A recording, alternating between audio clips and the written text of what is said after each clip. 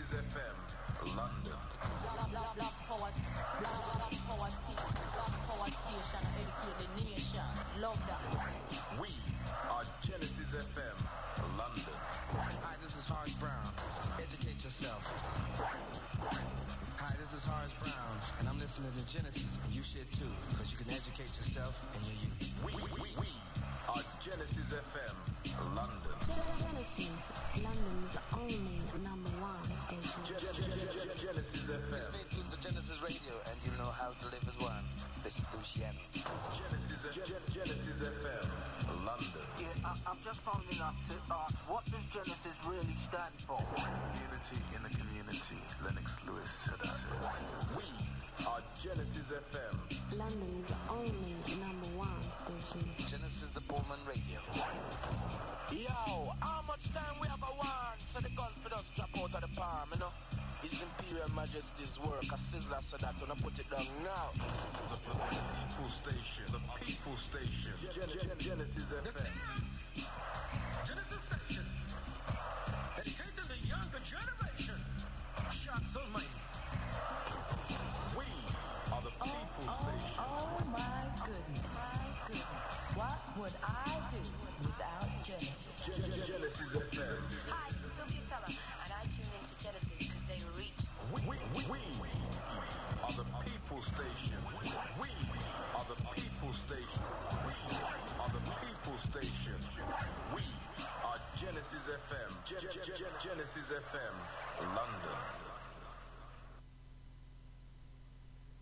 Joey Hart, the artful one, yeah. Well, it says next week, like, more competition, same time, same place, yeah? So stay locked for that.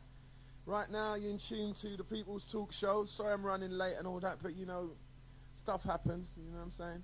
So, we're going to kick off. I don't know what to talk about, really. It's because it's all about you, isn't it? So, it's all about, what are you saying? What's bugging you? What's ailing you? What's up there? What's out there? You get what I'm saying? Like, do you want to talk about anything in particular?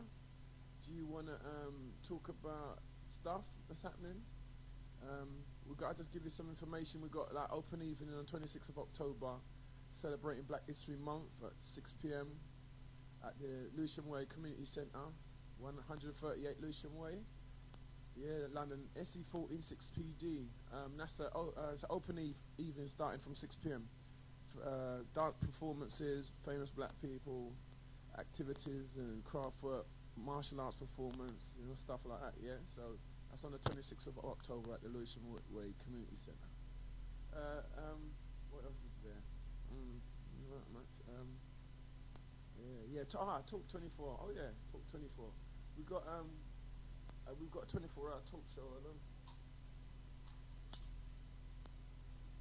I'm gonna try. We're gonna do a 24-hour talk show to celebrate Black History Month ourselves on the 30th of October through to the 31st of October, starting from 10 p.m.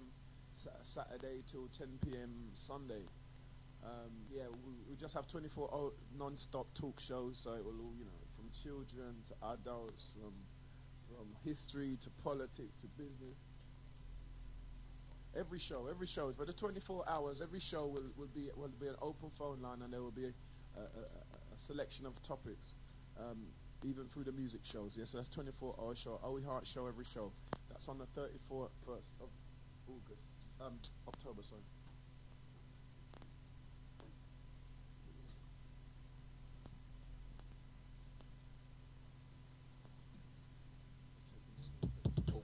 Talk 24. That's a question. Does racism still exist? 24. Talk 24. Let me ask you a question. Talk 24. Talk 24.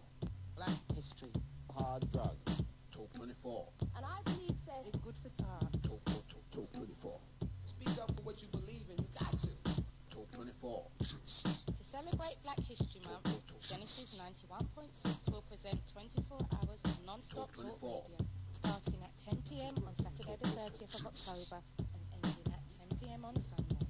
Talk 24. Remember, phone lines will be open for 24 hours. Talk 24. Only on Genesis, the number one black Talk house. 24. It's good to talk. Raggo. Talk 24. It's good talk. History. History. 24. It's good to talk. Black people, you know, we talk 24.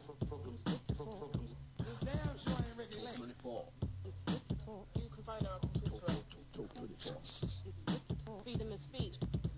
Talk 24. It's good to talk. The yardies have been described. Talk 24. It's good to talk. Was addicted to Talk 24.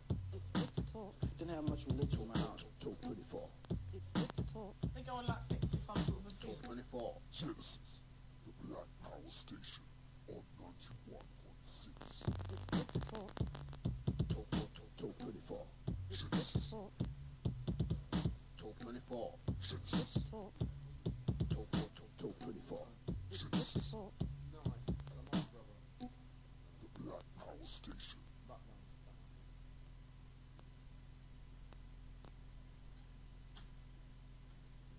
Yeah, so yeah, that was a little, so we'll be playing that and a couple others through between now and next week, letting you know, keeping you in tune.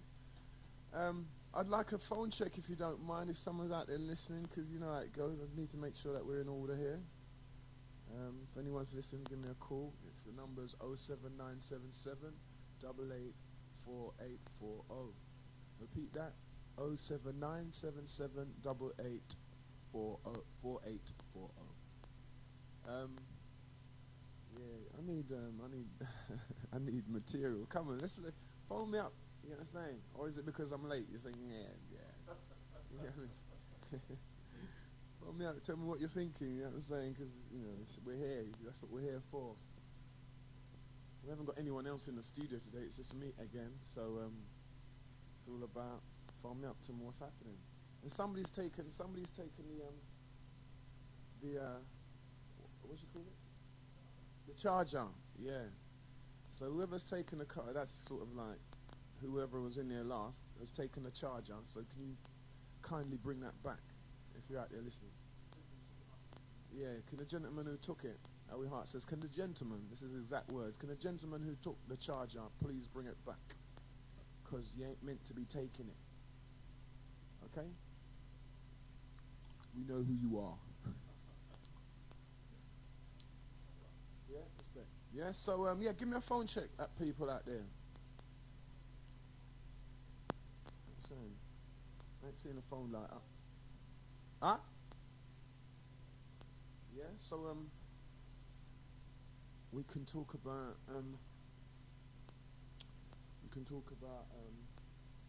what happened this week, what happened last week. What is your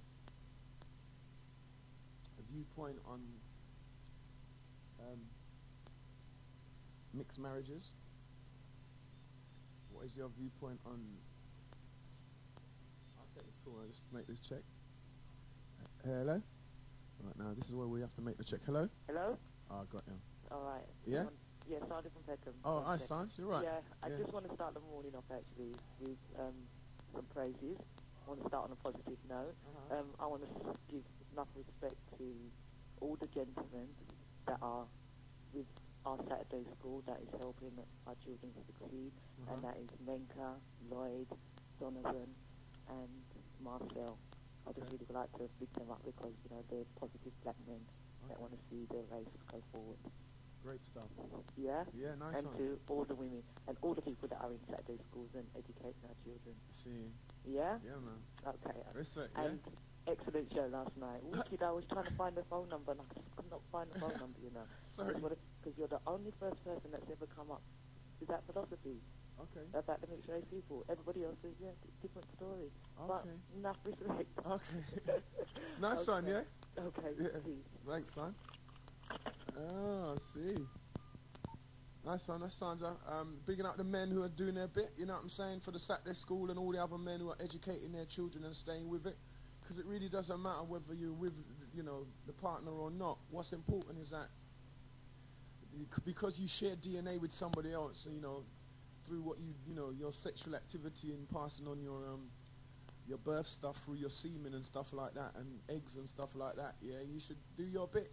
Because there's stuff, that's why it's very important to know yourself, isn't it?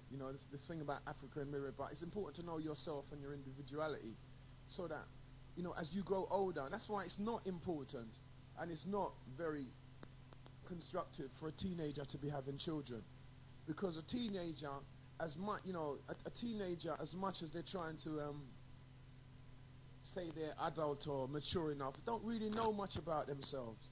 You get what I'm saying? They don't really, you know, and if you know enough about yourself, you know, between the ages of anywhere from, say, all the way, because it's going down even lower now, anyway from up to 12 to say about 20, you get what I'm saying? That's just teens, that's a whole heap of adolescence and developmental stuff, and you get what I'm saying?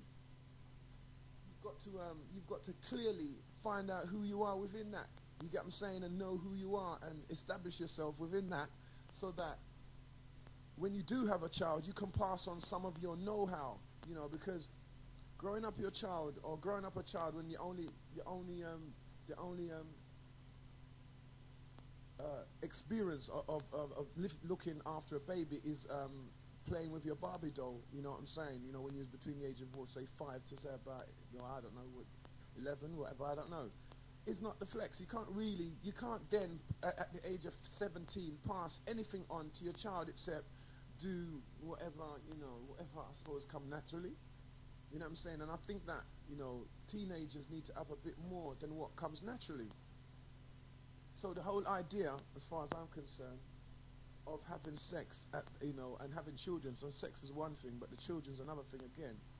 You know, it's a bit redundant. You can't have, you know, you can't have children having children and expect that generation, unless fostered or mothered by the extended family, grandparents or something, can necessarily pass on what's needed to make the individual that they've brought into the world a more balanced individual. And, you know, I suppose, I was going to say relevant, but I don't know if relevant is the word, but a balanced individual anyway. You get what I'm saying? Because, hold on. Because you need to know a lot more about life before you can start to feed life to your children.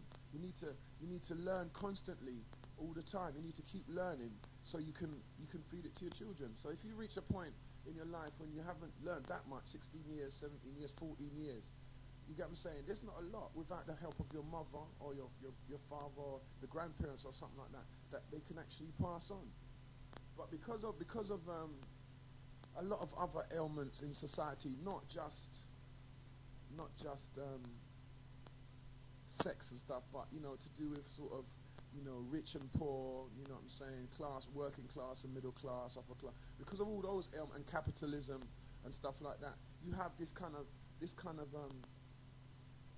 I don't know if the word is illness then, you know what I'm saying? Because I suppose you can easily say in Africa, you know, they have, you know, in some village somewhere, I don't know, whatever, they have children very young, but the whole life they live is a totally different life from a so-called first world or sort of city life, so-called civilized life. Yeah, it's a different type of lifestyle.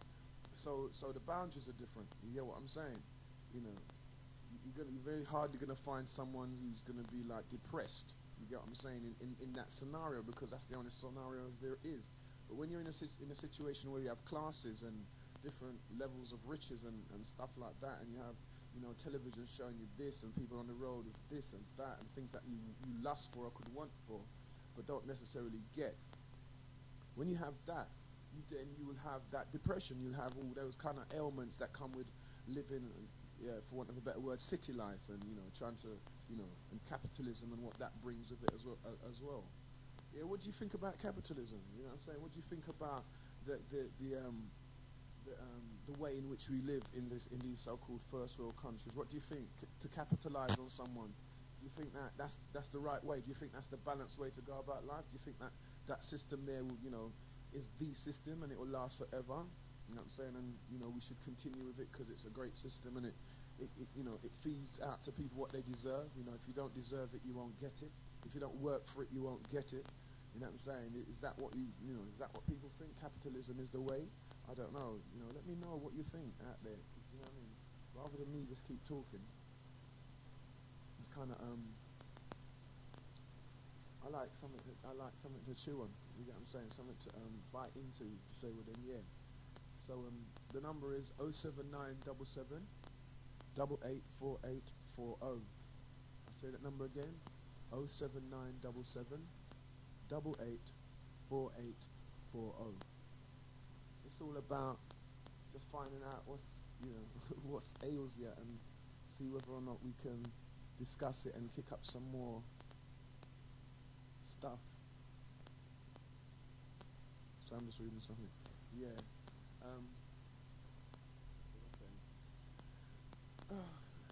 Also, I had this other argument. I might as well bring it up as well. Where I was sitting amongst some elderly people with a particular mindset. Well, because that's all I can say it was. I was sitting amongst some elderly people, and they was talking. Older people were in their 50s, 60s, and they were saying, well, that white people are more determined than black people, and I kind of lost it. But I'll just take this call. Hello, Genesis. What's your name? Where are you calling from? Hi, I'm Clive, calling from Peckham. Clive from Peckham, yeah. How you doing? I'm cool, man. I'm really, I feel good, to say, the level of consciousness, black consciousness that is, with our younger people, the way they've actually mix amongst themselves and create opportunities for themselves. It really kind of makes me feel good, because the other generation, obviously, we have to work considerably within the dominant society, I'd put it, in the UK. But for kind of mental well-being, education, development, whatever, I've noticed or I've observed that the younger community are mixing more amongst themselves for their own advancement. Do you think so? Yeah, I do believe that. Really. And so, what is that what observation have you made, or what is there a clear-cut incident or instance? Well, it's sad. An overall. Well, it's sad, really. In one context, for instance, extremely sad, the Stephen Lawrence affair, and to see how the younger people, or Stephen's age group, they, really came out and rallied in support of him, irregardless, no matter what. You know what I mean? I observed that, and I was very, very pleased to see that. Okay. But don't you think that due to the I don't know what area are you from? Sorry, I don't want to. Peckham. Well, that's the area. I mean, it's quite tough in that old Peckham there. You get what I'm saying? But I do think, in my observations, I do think there is still a lack of is it knowing of self? A lack of, in that sense. I mean, because I find that. I don't know, is it a class thing? Is that something to do with I don't know, because I find there's a whole nother set of people then who in their particular rallying together, it's more for want of a better word, negative. It's producing in the sense of, it's productive in the sense of making, I suppose, money for themselves and doing things for themselves, but there's a lot of other stuff that's happening which is very destructive. What would you... Well, the destructive element, I mean, that's part and parcel of the development or the growth of society, even, of our society, even though it is clearly negative. But even so, it's still got some sort of economic market force context within it. Okay. Yeah. Whether it's legal or illegal, or whether it's... Exactly. Okay. I get what you're saying. Okay. But don't you think then, sorry, I just want to take this further if I could. So don't you think that we've always had that then? Don't you think that because I remember growing up myself in my teens, and we always had that. You know what I'm saying? We always had that connection of working with each other and always having, youth clubs and all that, and having our own little, didn't we always have that? Yeah, we had that, but to a degree we lost a lot when we were accepting a lot of grants from okay, local, good point. From government. Good point. Once government started giving us lots of grants, somehow, they gave us, we had youth workers paid and everything as well. Yeah. But then they took it away, and then that left a considerable vacuum. Okay. You see, and so the thing that's going on now is actually filling the vacuum of all the services that we built up. And mind you, there's a lot more services that need to be built up. Yes. There needs to be more mental health support. There needs to be more connection with the continent of Africa. Yes, I agree. And even the new... I'll tell you what really shocked me overall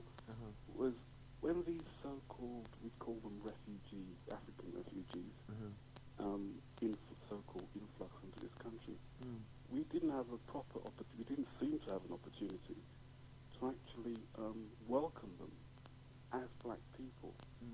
Here, rather, we've all ended up competing for the same crumbs, as it were, as far as government's concerned. But we weren't in a strong enough position to actually welcome them. And even throughout this Black History Month, I mean, I'm an ex-local authority employee. But You're you're a pardon? An ex-local authority employee. Okay. But I've always felt that we've got to somehow welcome them or show some connection. Because even within the Black History Month, I'm not seeing sufficient to my level of understanding, sufficient African participation. There seems to be some sort of, us and them, and we've been here longer. And definitely. But, so those are the kind of ideas. Yeah, thanks. Thanks for your contribution. Like, I'm saying that as far as I'm concerned, that's why I asked the question earlier, and do you think that capitalism is actually the way? Because in capitalism, you do get this division, and it's clear, it's a part of the fabric of capitalism, to have this clear division between people and this competition. It's a part of the healthiness of capitalism, yeah? So if you, whether you're black, white, or unless you take on another value system within, like, as a subculture, and recognize yourself as that, that's what you're going to get, isn't it? You're going to get this division. You're going to have, like, well, we need that. And because capitalism is about competing, isn't it? Yeah, you're correct. But capitalism is also, the context of capitalism that we know is within a political system, which is then within a government system which exists now. I mean, we can, we're aware of the left, we're aware of the right, we're aware of centre politics, and extreme right, extreme left, and we're aware that they're drifting away from socialism, as it were. I mean, the Labour Party are leaving it out of their they're going more right, minimalising it within their manifesto. Yeah, and they're moving to the right, aren't they? More. They're moving to centre right rather than centre left. Exactly. Yeah. But even so, things take a long time to progress. Things take time to progress. So the level of socialism that we had earlier on, we might need to scientifically adapt it for our own survival. I understand that context of competition, and that's what capitalism is. But we are still, we should be controlling politics, not the politics actually controlling us at the level of where we are at within the society at the moment. I don't know if that makes a lot of sense to you. Does it make sense to you? Yeah, but how do you combat a system that is inherently has inbuilt in it dominating force in its construct to the point where you cannot, in order to be in it, you have to be dominated by it. How do you then overthrow it? Because what you're saying is that somehow with socialism, we have to find a level of socialism within capitalism for ourselves, as a political construct, Is that what you're saying? And work within it. But what I am saying, the point you're making is, I totally agree. But I'm just looking at it, I'm just looking at it, and I'm saying, well, it's very hard then, isn't it, to use this capitalistic, to work within a capitalistic construct and find this level of socialism when you're going to have sort of these two very, very sort of diverse things working supposedly, because they can't. Are they enemies or friends? Can they work together? Because if somebody comes in with a capitalistic idea, because that's what we live as an overall culture, they're going to think it's normal. They're going to think it's natural. And especially over the last 18 years where we've gone so much to the right. Everybody talks about money. They sing about money. They love money. Everybody's about the dollars, and you know what I'm saying? Right. So you've actually clearly outlined it. You've got a very good vision of it, and I respect that. But there's another aspect is a state of consciousness. For instance, I believe it was in the 60s, even though the society was going one particular way, we had an awakening. We had an amazing awakening. With regards to Angela Davis. Black Panthers. Black Panthers, and it was still within a context. It was still within a system. Hear me out. We were still oppressed. We were still being oppressed, but yet still the consciousness. And then the consciousness became commercialized. Okay. And then it moved on to another level, and then, So there are waves. There are waves within society. So maybe, well, not maybe, I think it is time now, and it's clearly obvious, it is the time now, for another consciousness awakening, which can actually liberate ourselves.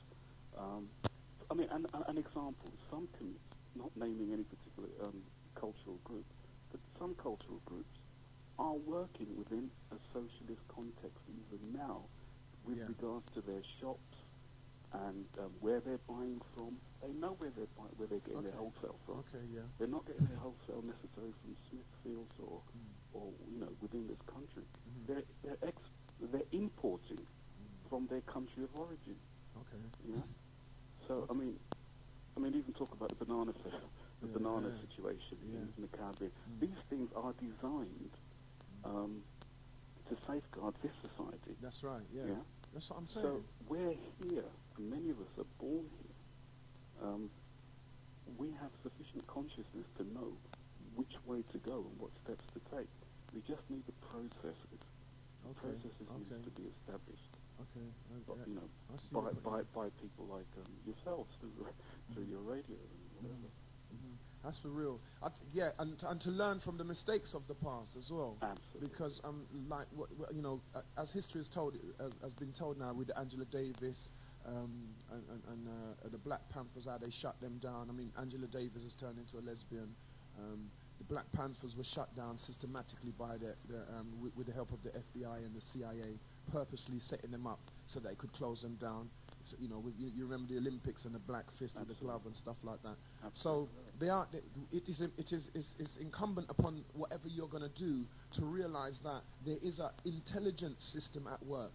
You see what I'm saying? So it's easier for us to operate in small, what they call units and cluster groups. That's correct. Yeah, it's easier for us to operate like that. But the moment we unify those cluster groups, we awaken the intelligence of the controlling masses. Yeah, we awaken. They go, whoops! Hold up a minute. This is not meant to be happening.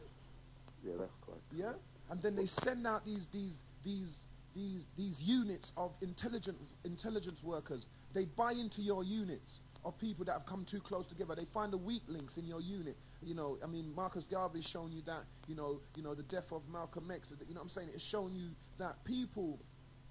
Once this is what I'm saying about how dominant capitalism is. Once you start to raise up a level of awareness that seems to compete with capitalism, the masters and the intelligence workers of capitalism come out to play. The CIA, the FBI, MI5, MI6, they come out to play, and then because of our love and I suppose we're not actually, we have no clear definition of how they work as an intelligence agency or as intelligence agencies. We tend to then get caught up in our own sort of love and our own sort of warmness and stuff like that. And then this cold rush comes in and we don't know where it comes from, why it comes from. We're not prepared for it. You know what I'm saying? Yeah. I mean, your vision is spot on. Yeah. But there are other aspects as well. When we're talking about capitalism safeguarding itself, I've got to talk about Africa because that's where my interest really lies.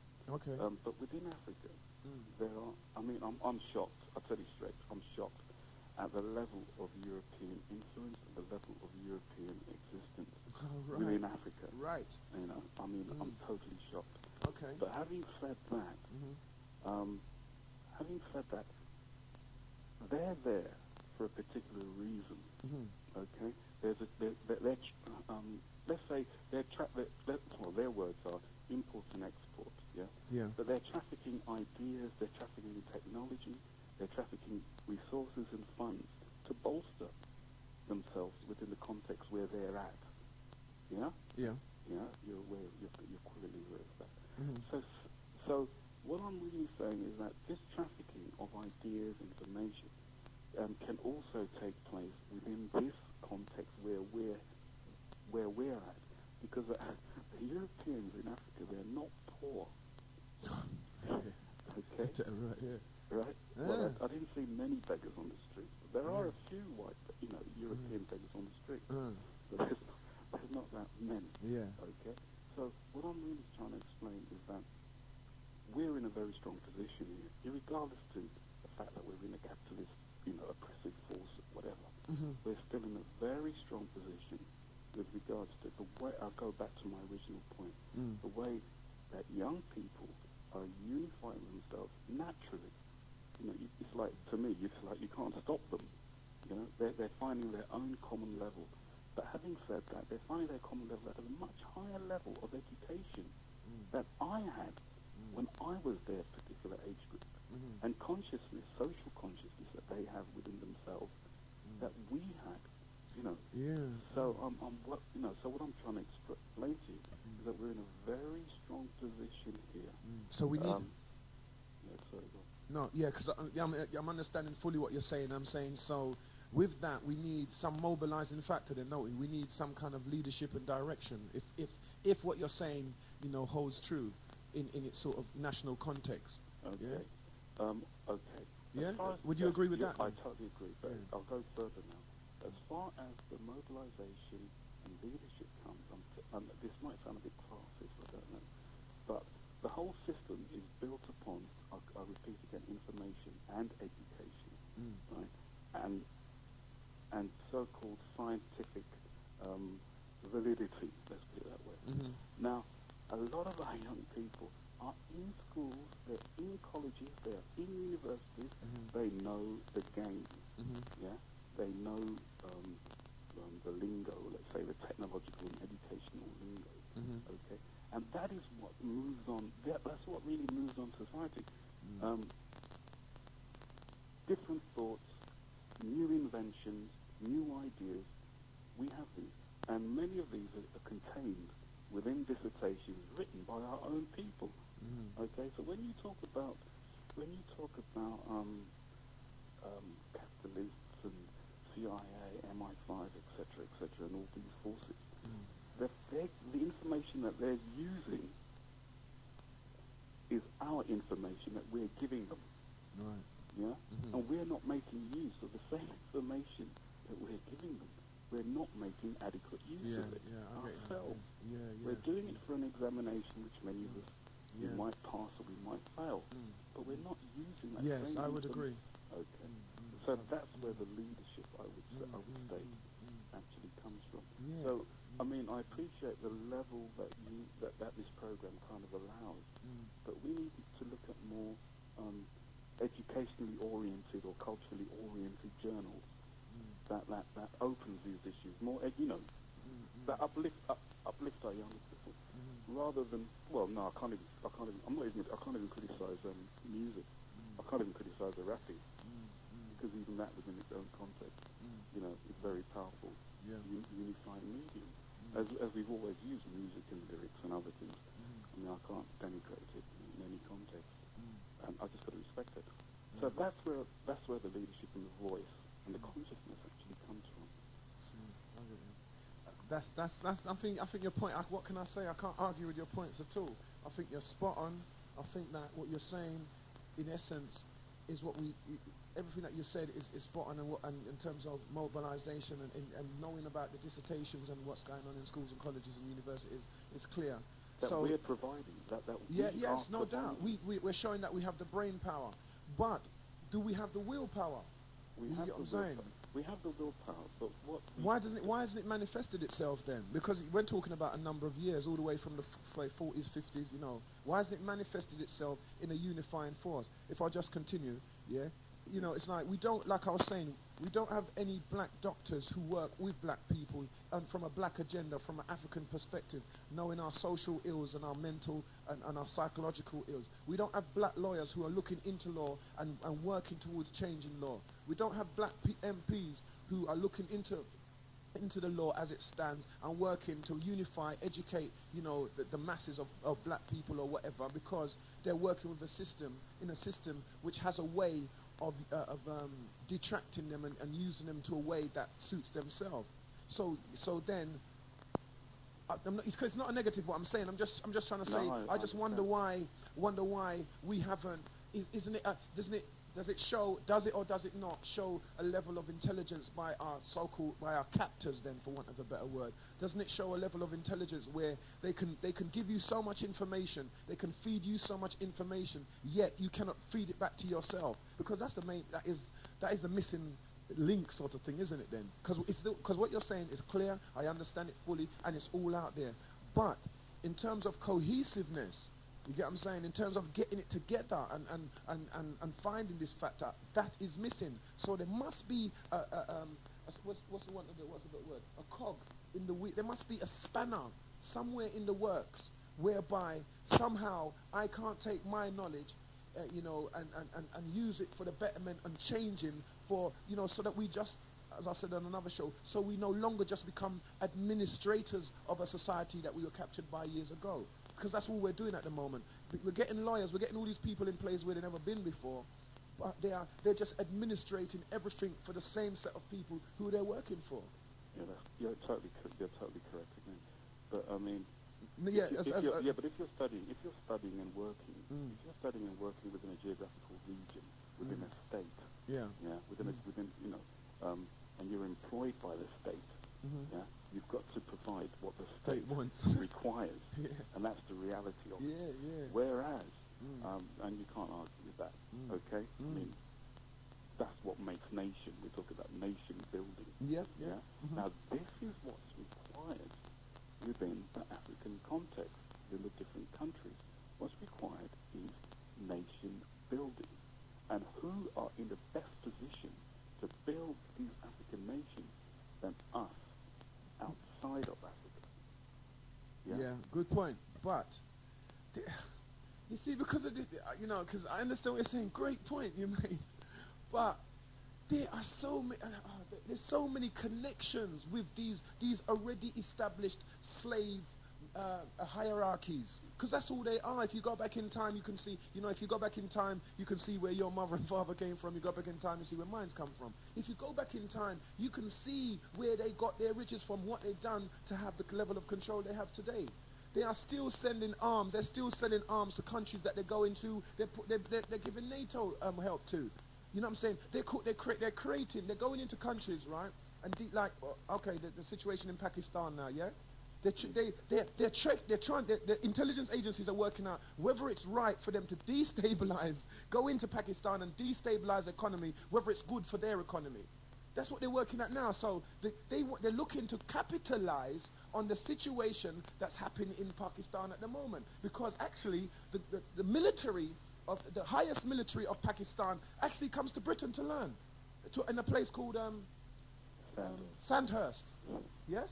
So what I'm saying is that because they've had this empire, them and the Americans, they have their fingers in every pie. And it's only when something happens you actually realize how much. A lot of these African leaders actually send their children to Britain and America for education. You get what I'm saying? So they learn about King Henry VIII and and stuff like that and stuff. You know what I'm saying? And then so they then take back the air, like what you said, under this regime where they take back the air of this particular type of government. So even though they're in position, the capitalist forces or the controlling forces, for want of a better word, has their hand sort of on their shoulder, looking over their shoulder at all times, making sure that they're sticking to the agenda. You get what I'm saying? So it's not as simple as it may sound. Yeah, it's not as simple, but yeah, you're quite right. But the basic point is, as I said before, all it takes is, for instance, the Mandela situation, okay? It took a level of consciousness globally, and I've got, excuse me for quoting Bob Marley, but Bob Marley's important song, you have no fear, for atomic energy. Precisely. Okay. You can't fear that, because if it goes anyway. So there's no need to fear it. Yeah. But I'm only going to end by saying that all it takes is a self-determined level of consciousness raising, rather than a proactive level of consciousness raising. I'll end with that. Have a nice day. Yeah. Thanks a lot, Clive. Bye. Yeah. Respect. Yeah, that was some big conversation there, Clive. Yeah, I'm saying, and your points are so valid. But you know, and I don't want to seem like, you know, like I'm not trying to take away from your points because they're there. All I want to do is debate the points. You get what I'm saying? I don't want to take because you're bang on. You get what I'm saying? But I want to debate the points according to what I know as well. You get what I'm saying? And you're right, you do. Because I suppose in a sense, myself, Doctah X, I'm self-determined. You get what I'm saying? I suppose yourself, Clive, as well, is self-determined. So yeah, it does take that. To start it, the conscious, to give them a focus, like when you want to meditate or when you want to, you know, if you've got sort of a bad level of concentration, what you first have to learn to do, what is good to learn to do, is look at one object for as long as you can and focus on it and get into depth. If it's a bottle, if it's a pin, whatever. So yeah, then whatever energy you have, because remember, all of us have energy, but somehow, even though we're self-determined, we still have to find the focus and we still have to bring together. And like what I'm saying is that I'm just trying to kick out the complexity of what we have to deal with in order to raise ourselves up. So we can't have people with for want of better words, simple ideas of how to move forward, because people like myself and other scholars have actually seen the past. So like when you make a car with, you know, sort of lead emissions, you make another one as time goes on, because lead is affecting the atmosphere. So you make another one and you make unleaded petrol, and then you try and change the carbon emissions, and you know you always update. You know what I'm saying? So that you don't actually do the same thing over again. Even though the next thing you might do might be destructive, but it's a change. So that's what I'm saying about us. We have to grasp the complexity of what we have to do.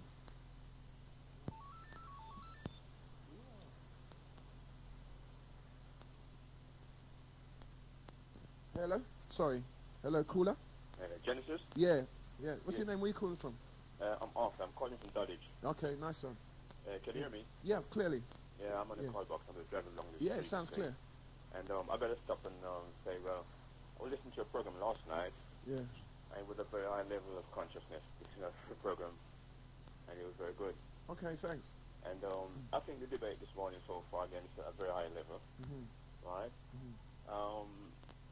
The program last night regarding the question of this question of Lincoln marriage, whatever, and people a conscious decision about who you're getting involved with. Okay, yeah. It's very, very, very important to understand what they're getting into, because people get into things blindly.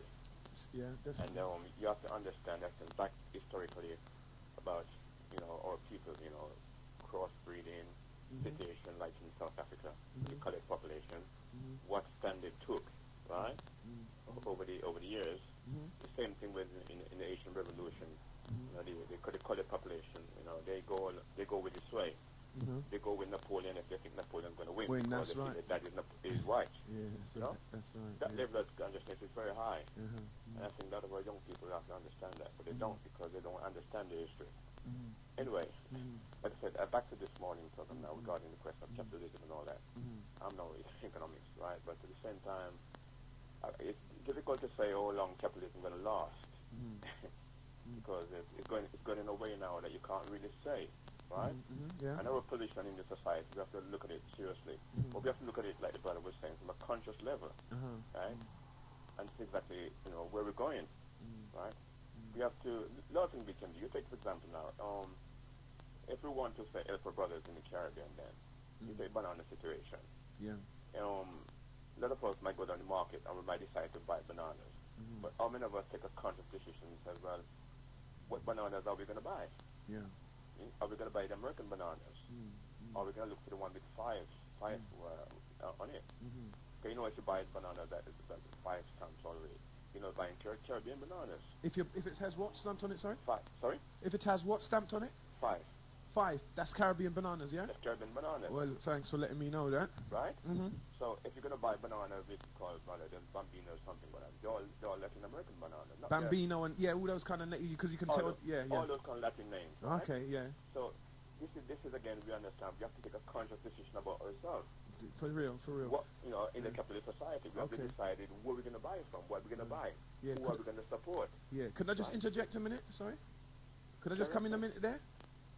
Sorry? Yeah, I'm just going to say something. What I'm saying is that, you see, this is what I mean about capitalism. Because it's not because somebody has to leave their job, which they're getting paid for, what we would need is people, we would need a group, a mobilized group that hasn't got the money as a motivating factor.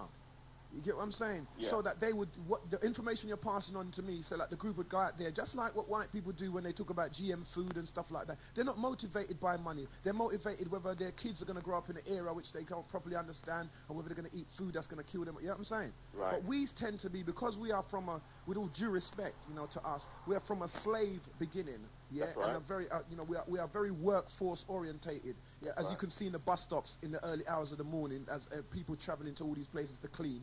Yeah, we are very workforce orientated, and our conscious level within from the working class perspective of our blackness is very low. So therefore, without the continuation, or without this kind of force working to help us, the religious forces aren't doing it. The religious forces aren't doing it. No. There are no social forces that are doing it. Right. When I go down the road, all I hear, if I hear anything free, it will be about Jesus. Or about, you know, final call. It will not be about, right now, we need to stand up in Brixton Market, Lewisham Market, you know, mobilize fat forces to say, well, listen, this is what's happening to people, your mother and father's economy, if you come from the Caribbean or Africa. This is what's happening. Don't you care about your mother and father? You see, there's no sort of, you see, people think you cannot organize in a capitalist society. You can organize. You can organize in small groups. You can like what they call a pressure group. That's right. I mean, there should be a pressure group now saying, right, we're going to buy bananas that is Del Monte or Five, because we know definitely the Caribbean bananas. Right. And another one, somebody might ring and tell another name, another banana company.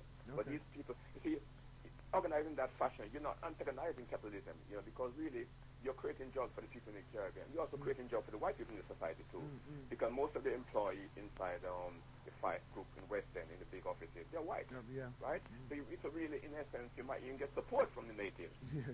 You understand? But you have to be organized to understand the society you're dealing with, right? But first and foremost, you need to care. You need to have care. A lot of these people just don't care. Bananas are bananas. Sainsbury's bananas, I don't care. I'm just going to have bananas. So, right. So love. Sorry, go on. Sorry. And it's not the same, because in fact, even the taste is different. Yeah.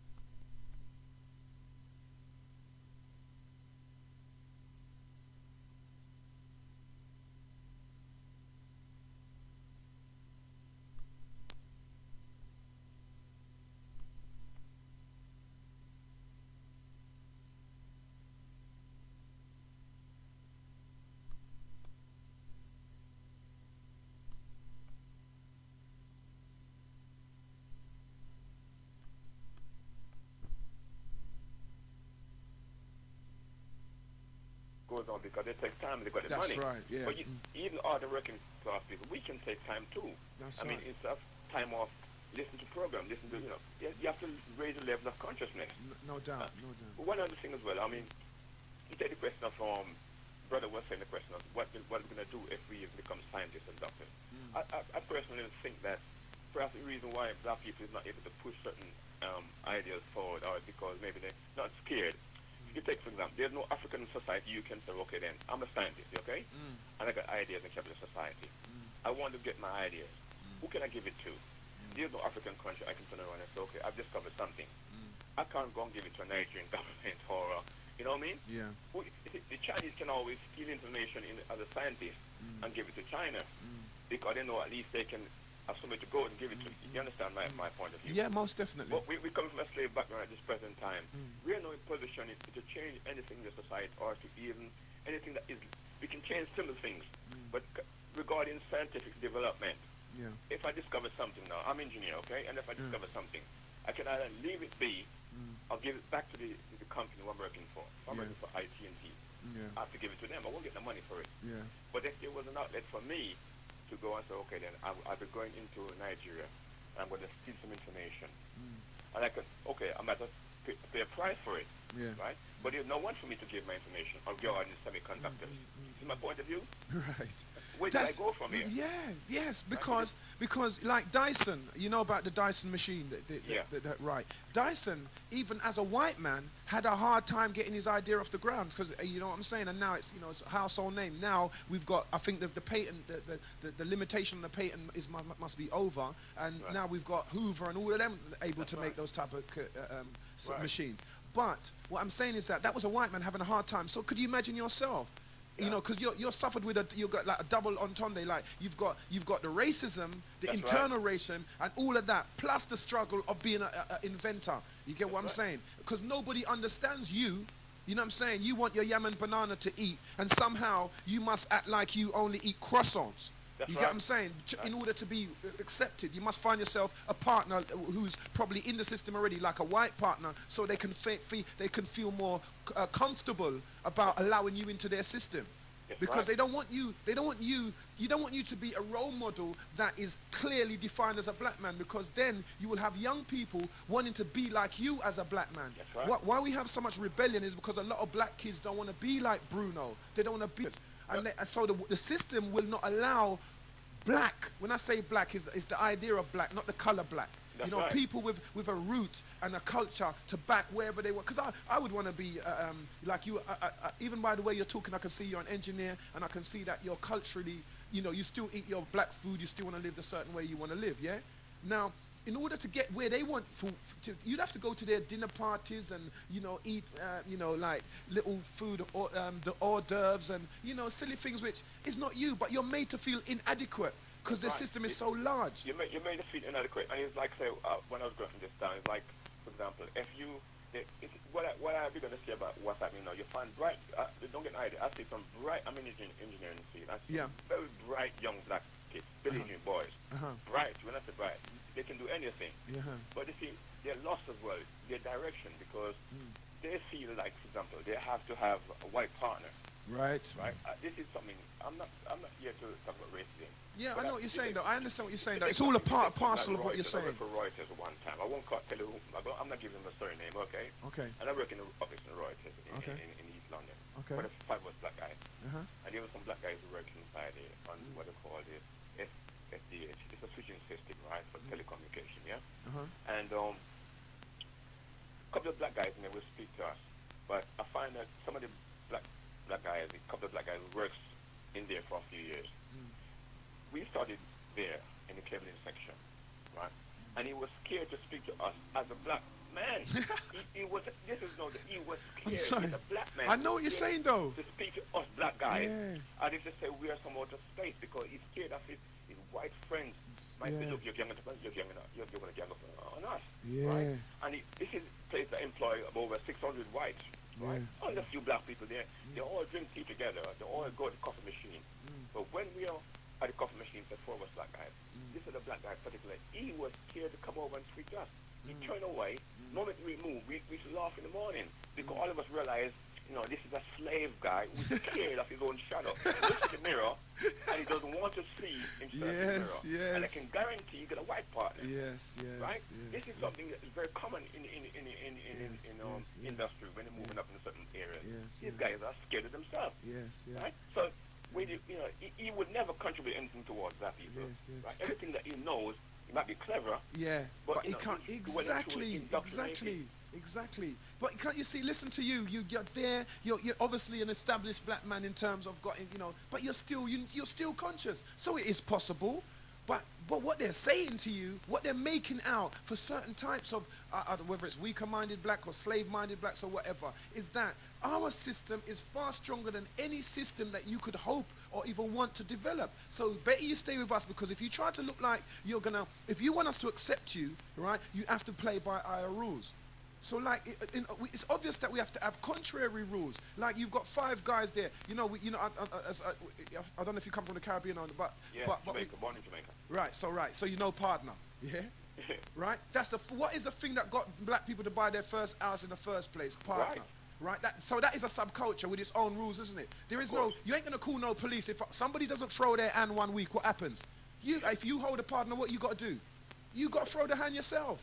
Because you can't say, well, because my boy never turned on, that this other person can't get their money. So they're governing themselves. They're ruling, they have their economic base. A lot of them are taking the money and going on holidays. A lot of them, they're not taking the money and paying for their children's education. No. They're taking the money and buying holiday and going to Jamaica and showing off on people to people who want to kill them. They're taking money and buying clothes and buying, free sweets. You know what I'm saying? So their children can love material things. They're not taking the money and saying, well, listen, every week I'm going to make sure you have a maths tutor. Every week, at £10 an hour. Well, it's a minor. No. You get what I'm saying? You see, one of the things, you see, whenever I listen to this talk program, you see, I'm not coming from the concept that black people are doomed. I'm not one of these doom and gloom merchants. No, we don't want to be there. You know what I mean? Yeah. I'm not believing the doom and gloom merchant. Sorry. You don't think that's what I'm No. okay. No. You're not one of them. Oh, okay. See, when I listen to you, right, you're giving the right idea to people and stand up as men and think. When I listen to your program, I'm a thinker. And you make me think. Okay.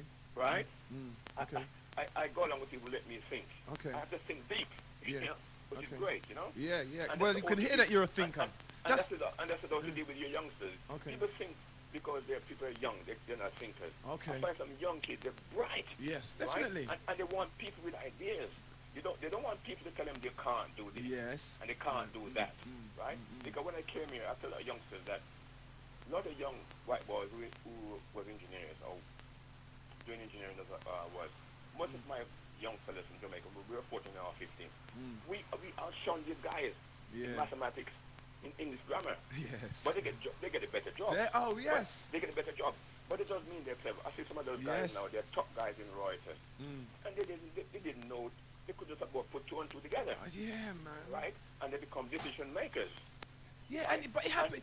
Sorry, just cutting it, but I'm just saying, it happens. You see that story that you're telling? I think it can be told, every other person can tell the same story. Yeah. Why are we still there?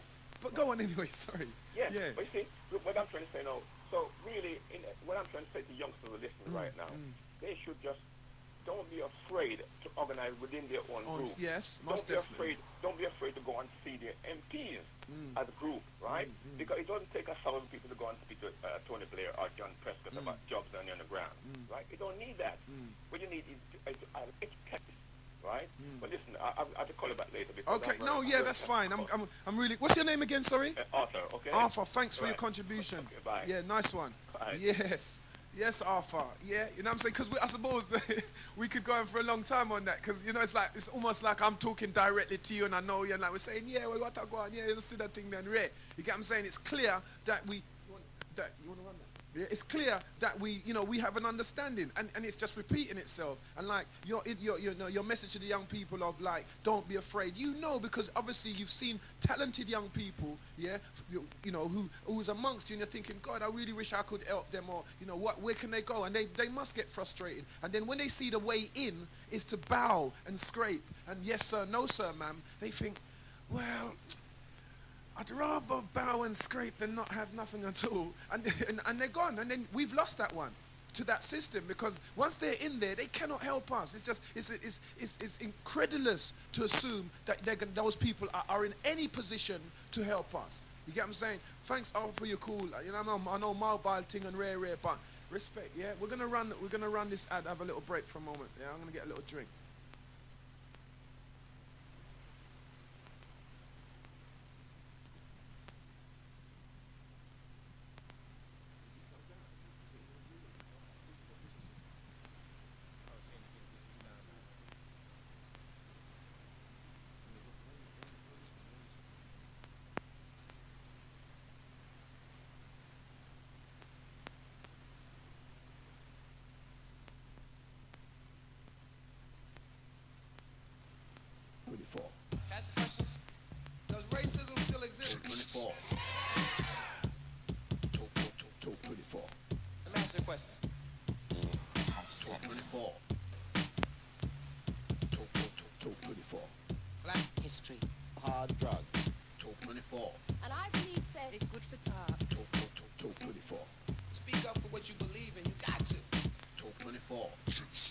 celebrate Black History Month, Genesis 91.6 will present 24 hours of non-stop talk radio, starting at 10 p.m. on Saturday the 30th of October and ending at 10 p.m. on Sunday. Talk 24. Remember, phone lines will be open for 24 hours. Talk 24. Only on Genesis, the #1 Black Talk house. 24. It's good to talk. Rego. Talk 24. It's good to talk. History. Talk 24. It's good to talk. Black people, you know, we Talk 24. It's good to talk. This damn sure ain't Ricky Lake. 24. It's good to talk. You can find out and talk to us. Talk 24. It's good to talk. Freedom of speech. Talk 24. It's good to talk. The yardies have been described. Talk 24. It's good to talk. Was addicted to crime. Talk 24. It's good to talk. Didn't have much religion in my house. Talk 24. It's good to talk. They're going like 60 something of a scene. Talk 24. Genesis, the Black Power Station on 91.6. It's good to talk. Talk 24. It's good to talk. Talk 24. It's good to talk. Talk 24. It's good to talk. The Black Power Station. Auton Records, specialist in collectors, Jamaican ska, rocksteady roots, reggae revival, from original press to repress, with those hits like White birds follow, then big tune like come on, little girl, come on. and those classics. Please stop your lying, girl, and speak the truth. Auton Records is situated between 96 and 97 Granville Arcade, Code Harbour Lane, Brixton Market. Phone and fax 0171 733 6888. Surround Janet. 12-inch and even dove plate. You big and strong.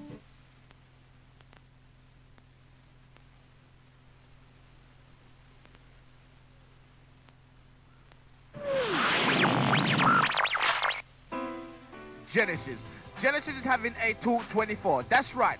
24 hours of information, debates, and competition. This will commence on Saturday the 30th of October at 10 p.m. So keep it locked. Talk 24 on Saturday the 30th of October. This is Genesis, the beginning and the end of radio.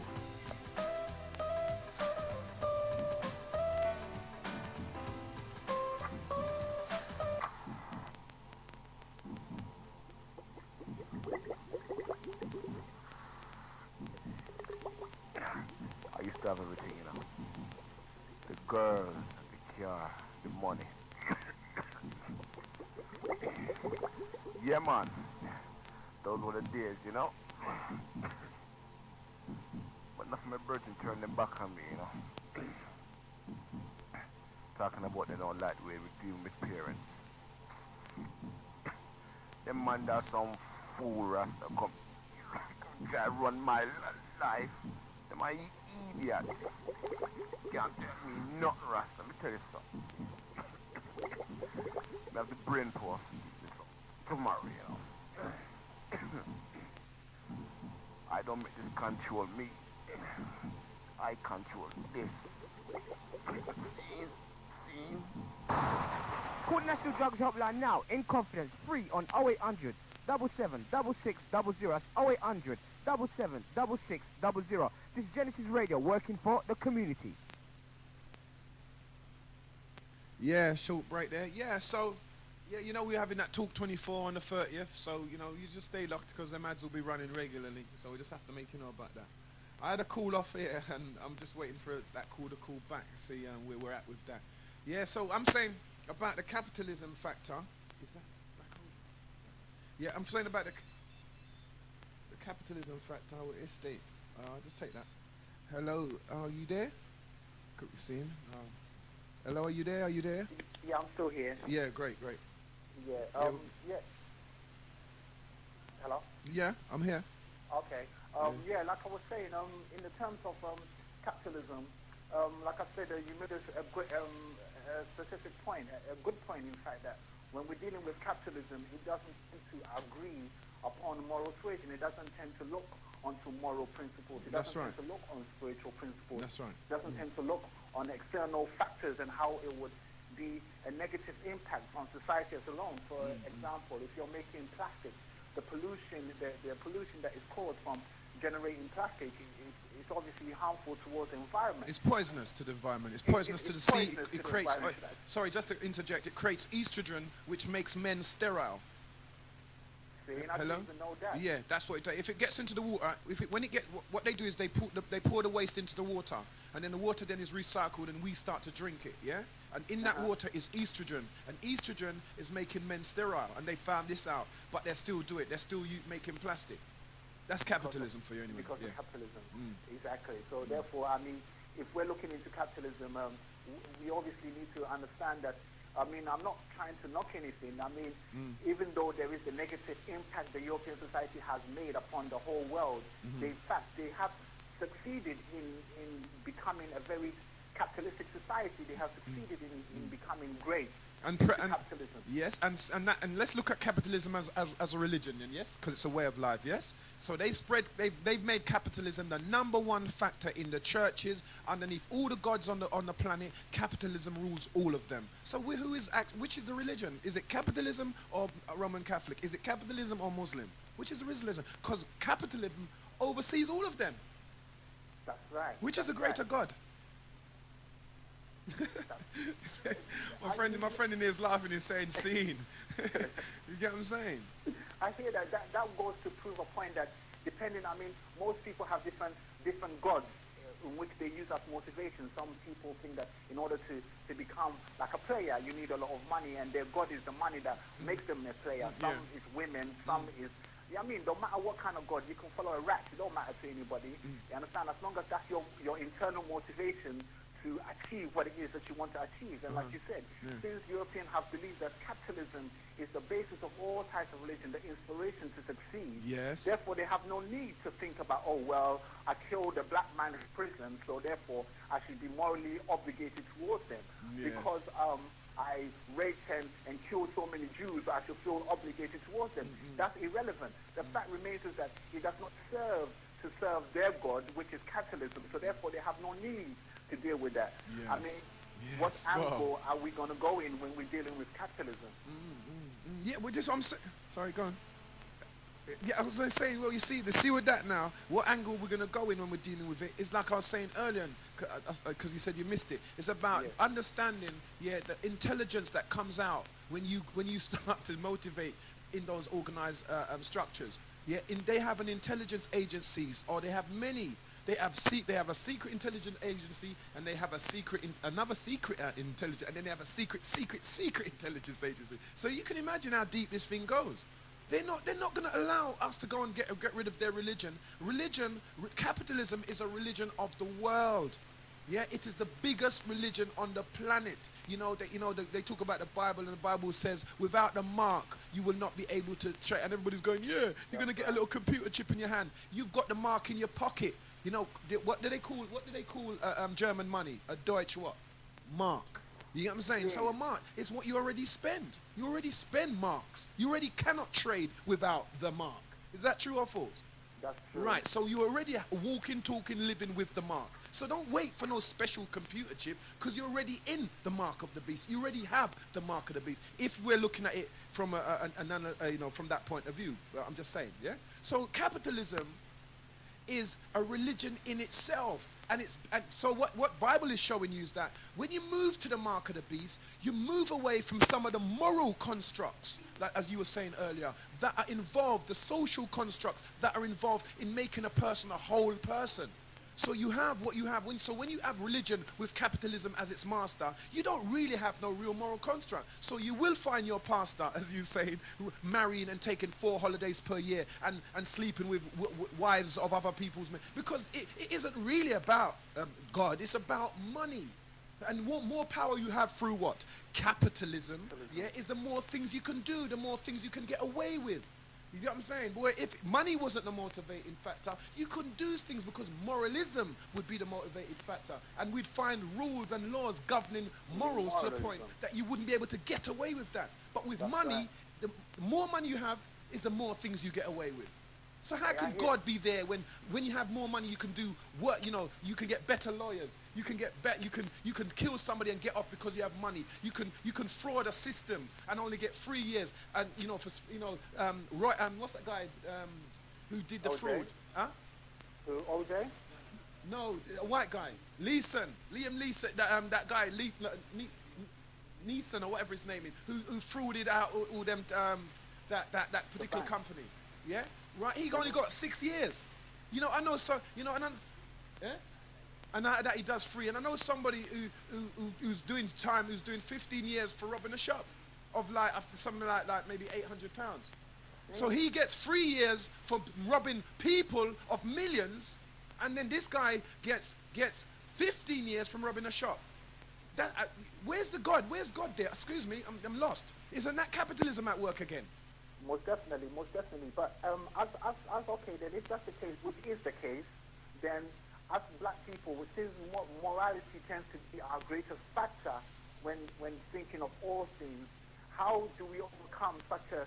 It's not a negative aspect about us, but how do we overcome such a factor in order to succeed in a capitalist world where it does not care for moralism, where it does not care for the moralities of other nations, where it does not care. I mean, how do we overcome factors? Because that is a problem. But like I said, it is a big problem. But this is what we got to. This is why we talk and we kind of work out. And like Arthur was saying, you know, he's a thinker. You know, so obviously when we talk, you know, you gather thoughts, and you know, we raise a level of consciousness. So if you believe in this kind of like, it's almost like a cloud that has you've got a cloud in you. Say for instance, we can call it a soul or whatever, and it actually gels with this whole cloud, and we call this whole cloud consciousness. So the more of us that actually join this kind of this cloud, so to speak, this oneness, then if that's a kind of good word we could use, the more then it becomes bigger, and then when the cloud becomes big enough, then it starts to be more magnifying, and it becomes more attractive.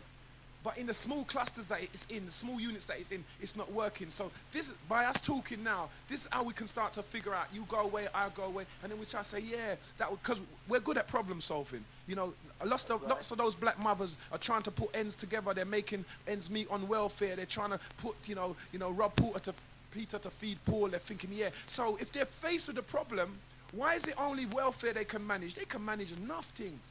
But it's because the pressure of capitalism does not allow them to use that. Remember, to solve a problem, you use a particular part of your brain. So you don't have to, it's not just about whether you're going to feed your children and whether, but because it's like almost like a computer chip, isn't it, if you understand computers. If you use up a particular computer to do maths, a particular part of they've got a thing called RAM, and they've got another part where they store RAM so that you,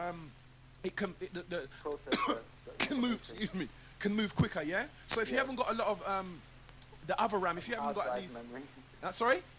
If you don't have a lot of hard drive memory, obviously. Yes, no, that's one thing. Hard drive memory is one thing to store it, But you also have it, in order for it to move fast, you have to have another set of RAM that allows it to pass through the computer quicker. So if that, even if you got, say 10 gigabytes, if you haven't got this particular memory in the computer, say your hard drive memory is 10 gig, If you don't have, say, I think it's about, I don't know if it's 50 meg or something around that area. Is it 50 meg or just 50, or 50K, something like that, anyway. But the bigger that part of the memory is the faster the information runs through the computer. So you could have 10 gig worth of memory, but the computer's still running slow. You get what I'm saying? So if you're using up, just to coin my analogy, if you're using up that part of your memory, then it hasn't got, trying to pass, get information through it, then you have no time to do this other complex task. You understand what I'm saying? So your mind, so the computer's good at doing this task, but its time is taken up doing one particular task. So the same mechanism actually does another task. But because it's always caught up in doing mundane things not mundane, but you know what I'm saying, that it doesn't use the same problem-solving mechanism for its society or for this other problem. You get what I'm saying? And that's what capitalism does. It bogs you down with finding money and food to do that. So you don't have a chance to focus on how can I use this and my ability to work things out, like when to pay the money for my child's outing, and when to buy the shoes, and how can I use this somewhere else when it's taking up a lot of my time in my memory bank. You get me? So our major problem then, obviously, which is that is the case, which you're saying, then our major problem is the discipline of the mind and the understanding operation of the mind. Yes. Nice one, crazy. Yeah. You know, I mean, I try not to say, because I say all this on my other shows. You get what I'm saying? I say all this. It's clear. It's clear that you need discipline. You know what I'm saying? Right. Of mind and of self. You know, some people, right, they get themselves into debt simply because they don't want to pay the rent man every week. They want to buy this instead and like give themselves a break. It's cool. But what you do is, what I'm saying, what you do when you do that is you bring more problems on yourself. What you need to do is pay the man, give Caesar what is due to Caesar, and then that will encourage your brain to find another way to see the problem. You get what I'm saying? But if you keep using the same problem and crowding that little area by now saying, I'm not going to buy that today, I'm not going to pay my rent this week, I'm going to pay it next week. Next week you have the problem of catching up with the week that you bought the dress or the trousers or the trainers. So you need to say, well, you need to have discipline and say, well, that has to be paid first, so that your mind can find another way. Your mind will constantly be searching because you've made a disciplined decision not to pay the rent money or to pay the gas money. So now your mind, with its problem-solving mechanism, now needs to find another way to get more money. But if it then starts to make the problem more problematic, then you're still working on the problem. If you see what I'm trying to make. I understand perfectly, because there was one thing, there was this ancient Chinese book of wisdom, the Yi Ching, the ancient Chinese book of wisdom. It talks about, in order for a warrior to be perfected, he must complete and discipline all thoughts in order to be perfected. And like I told you last week, that look at them, within 30 years, they have managed to build back their society upon that discipline. It doesn't matter if it's because of their culture or whatever. It's just the discipline of the mind. It seems like understanding the logic and emotion. I mean, we tend to think that logic is much greater, but emotion also helps with the balancing of both the right and the left side hemisphere of the brain. Great. So it's all about this, that if the head controls the rest of the body, like you were saying, if your finger has gangrene, it must be cut off, because it's all part and part of the parcel.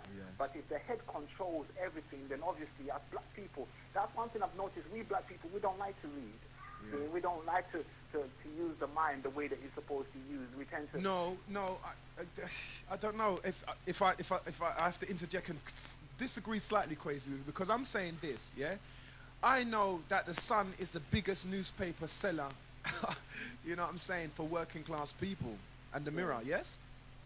Hello? Yes. I'm here. Yes, so yes, are we, am I in the zone there where I'm saying yes?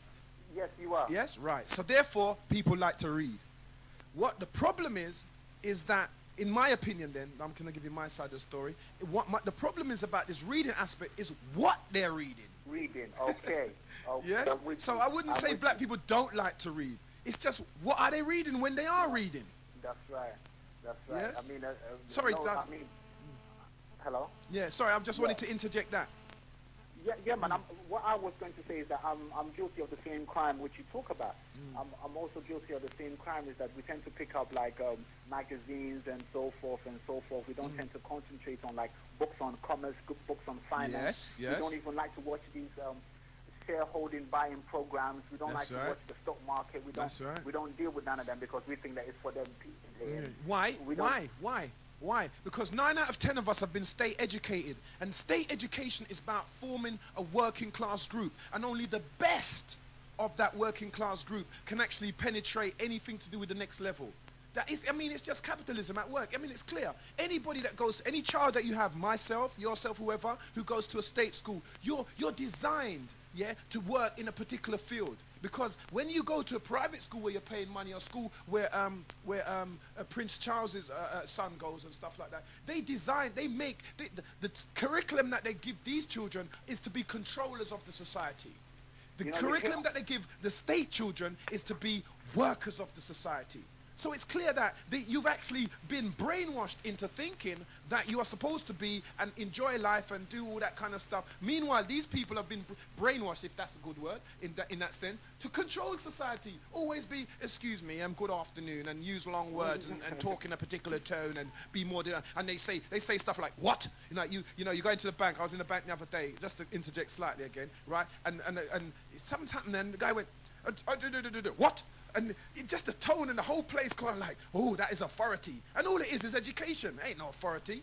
If I went there and I was white, because I'd have to be white, because they wouldn't listen to me if I was black. But if I was white and I went, I had the ability to do what I can do now as a black man, I'd mad them people. with bare tricksterism. How dare you talk to me like that? How dare you? I would like to see the manager. Can you call the manager? Oh, you can mad them. But because I'm black, they're going to go, yeah? Well, what? Well, I'm going to be here and I'm not now.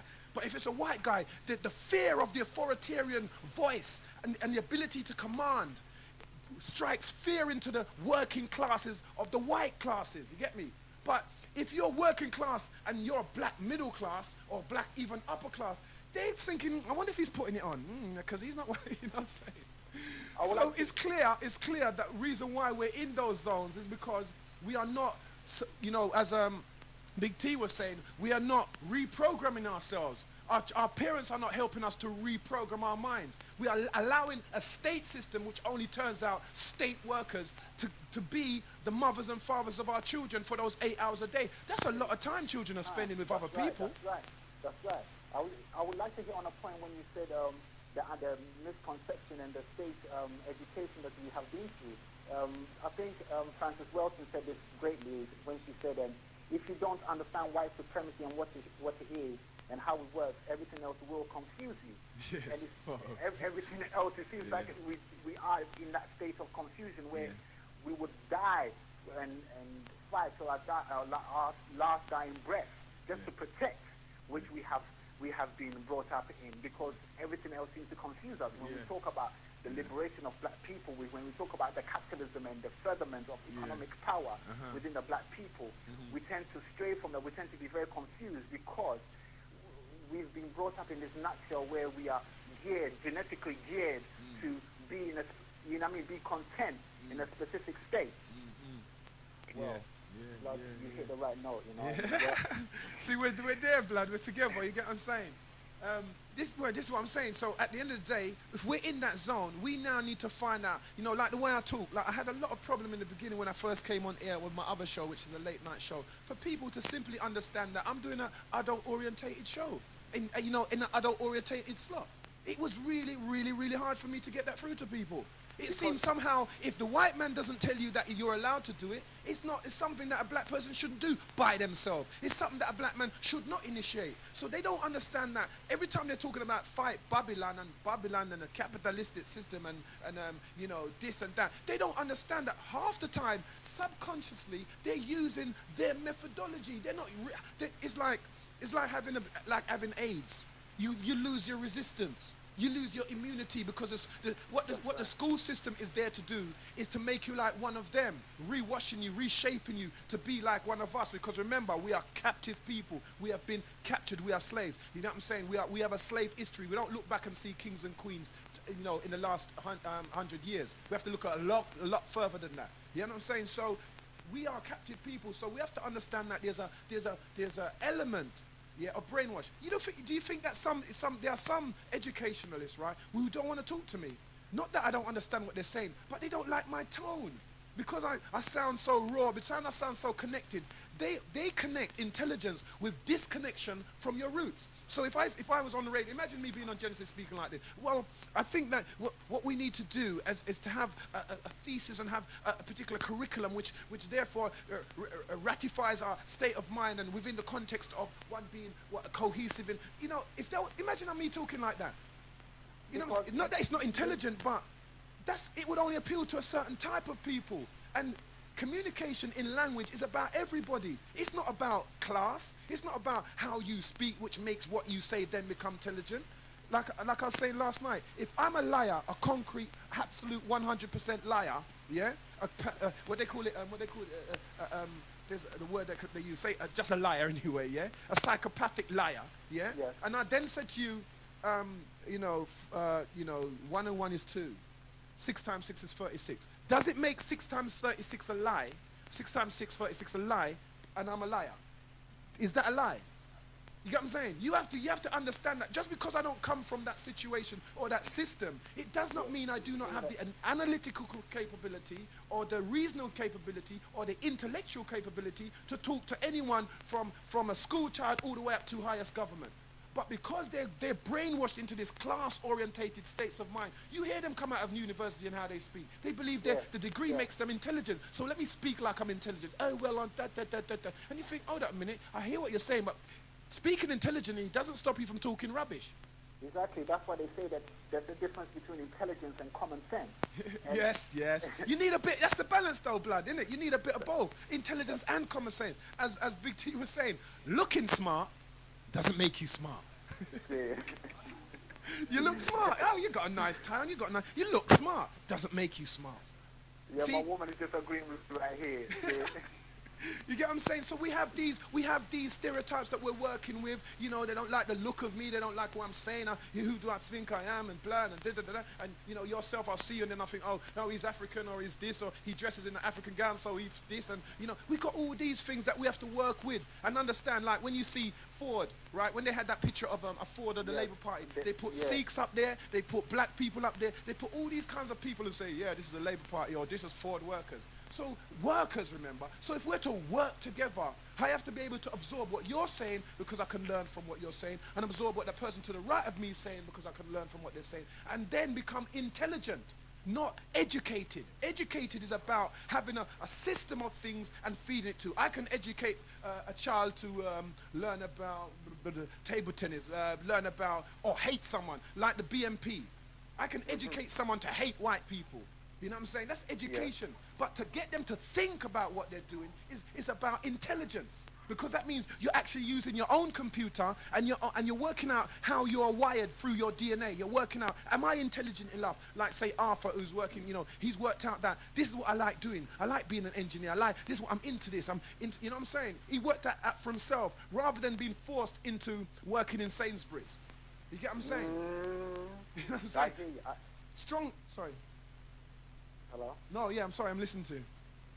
No, please, carry on. I thought you was going to interject. No, because I'm saying, sometimes I do go on, so I don't want to just keep going on. You know, but the thing is that, I mean, we need brothers and sisters who will stand for no nonsense. It seems like we're too geared into, well, society would not like this, and so therefore we can't go in that angle. I mean, I have a lot of Christian family in my family, and when they hear a man talk and reading books and they're not having it because it stands for no nonsense. There is no nonsense. I mean, the reality is the reality.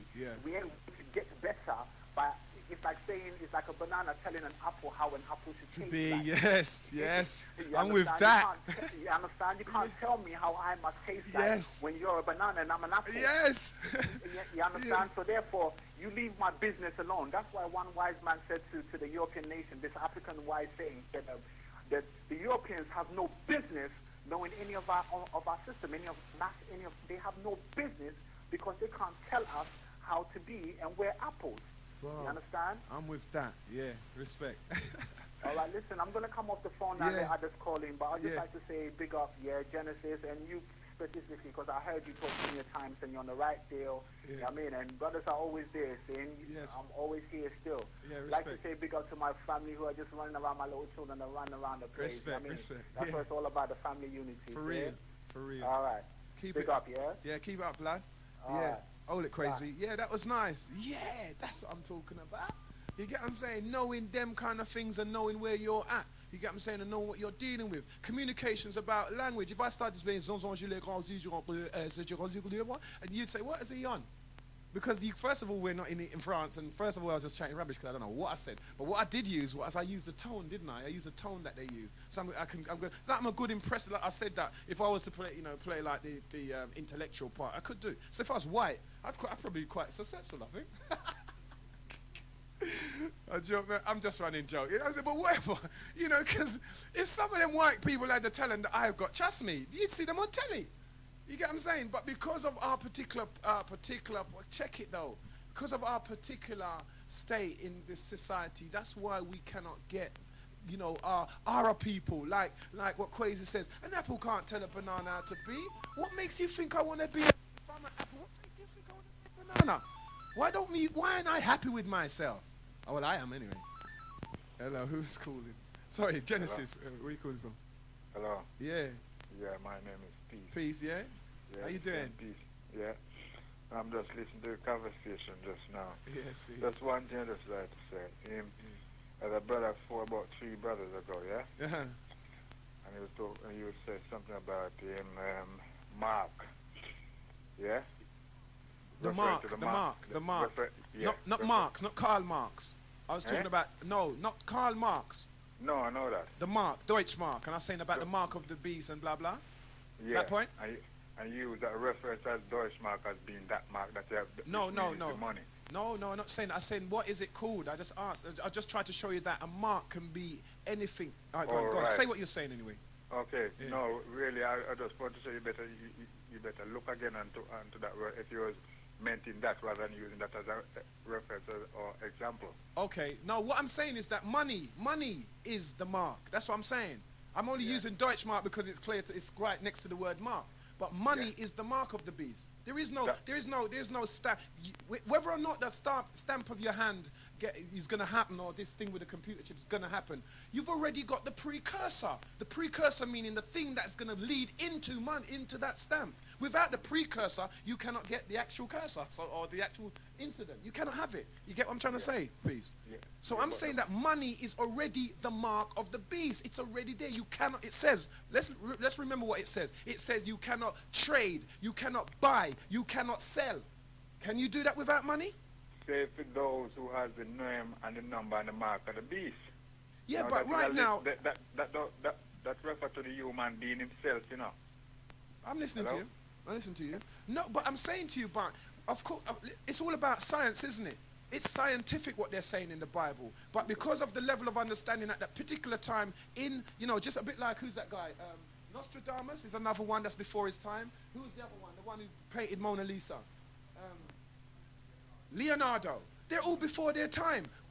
There's a lot of evidence in the Bible that is before its time because a lot of what was happening was done by advanced people. So what I'm trying... Yeah, so you're saying that what the Bible, what says in the Bible is not so? What I'm saying is that it's no, that's not what I'm saying. I said there's a lot of truth. Just because the Bible, there's a lot of rubbish in there, it doesn't make some of the things doesn't mean that some of the things don't make sense. You get what I'm saying? It's just mixed up and confusing. But what I'm saying to you clearly is that money is already the mark of the beast. Somebody, the more you keep focusing on that, you're going to get a particular, everybody's been clever and start saying you're going to get a particular mark. The more you do that, is the more you're missing the point. Because that means that the more you keep spending money, the more you keep the mark of the beast. There's numbers on every tin that you get, right? If you check the barcode, right, on the tin or anything that's got a barcode, there are 3 specific numbers. What are they? That always come up on every barcode. What are they? Do you know what they are? They are the number 6, the first bar. The middle bar is the number 6, and the last bar is the number 6. Right. So you're already marking and trading, and you're always already using the mark, and you're already in the society of the mark of the beast. Because your concept of time is sort of like instant. We always think in instant time. So we think that, the mark of the beast is going to come tomorrow, and then we're going to be in it. No, what you're having, you're in the time already. The time is already here. We're in it. So what I'm the point I'm making that, you see, you shouldn't excuse and look at just money. Money mean, I can tell everyone in this country their name and their number. Yes. Yes? Yes. Now, that's because I have not the name or the number. You understand? You have not, I have not the name or the number of the beast. Yes? So sorry, I'm going to get with what you're trying to say. I just want to make it clear, yeah? What I'm saying is that it's a literal thing, not just to do with money. Those that trade has the name and the mark of the beast. Harold Wilson. Yes? Yeah, I'm listening. His name is 666. He has the mark and the name.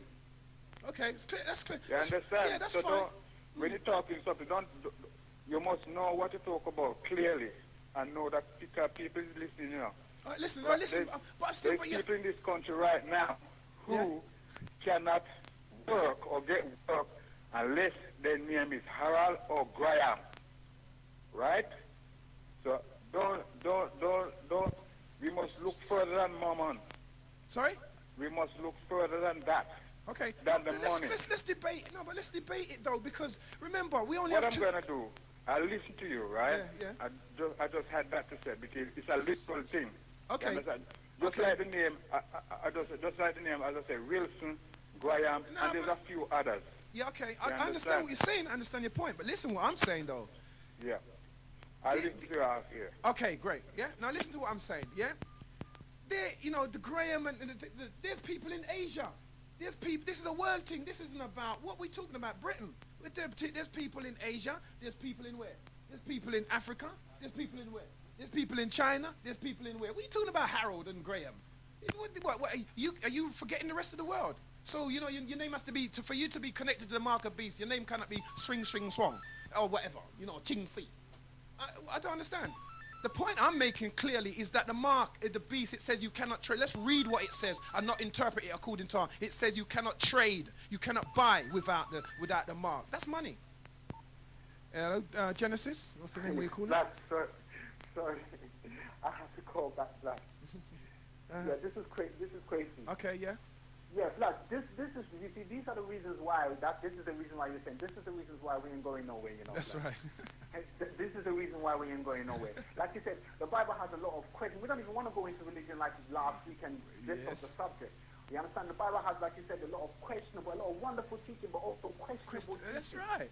You understand? Very questionable, and those questionable teachings are the things that is our downfall because of the misconception. I mean, like before money ever was invented, there was what we call the barter system, where you exchange goods for goods. But that in itself is a sort of power. Without a specific product, you cannot buy nor sell. But listen to the difference between the mark and the barter.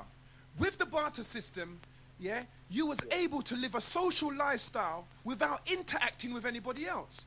True or false? True, because obviously there was that certain element. You didn't have to have so much great quantity.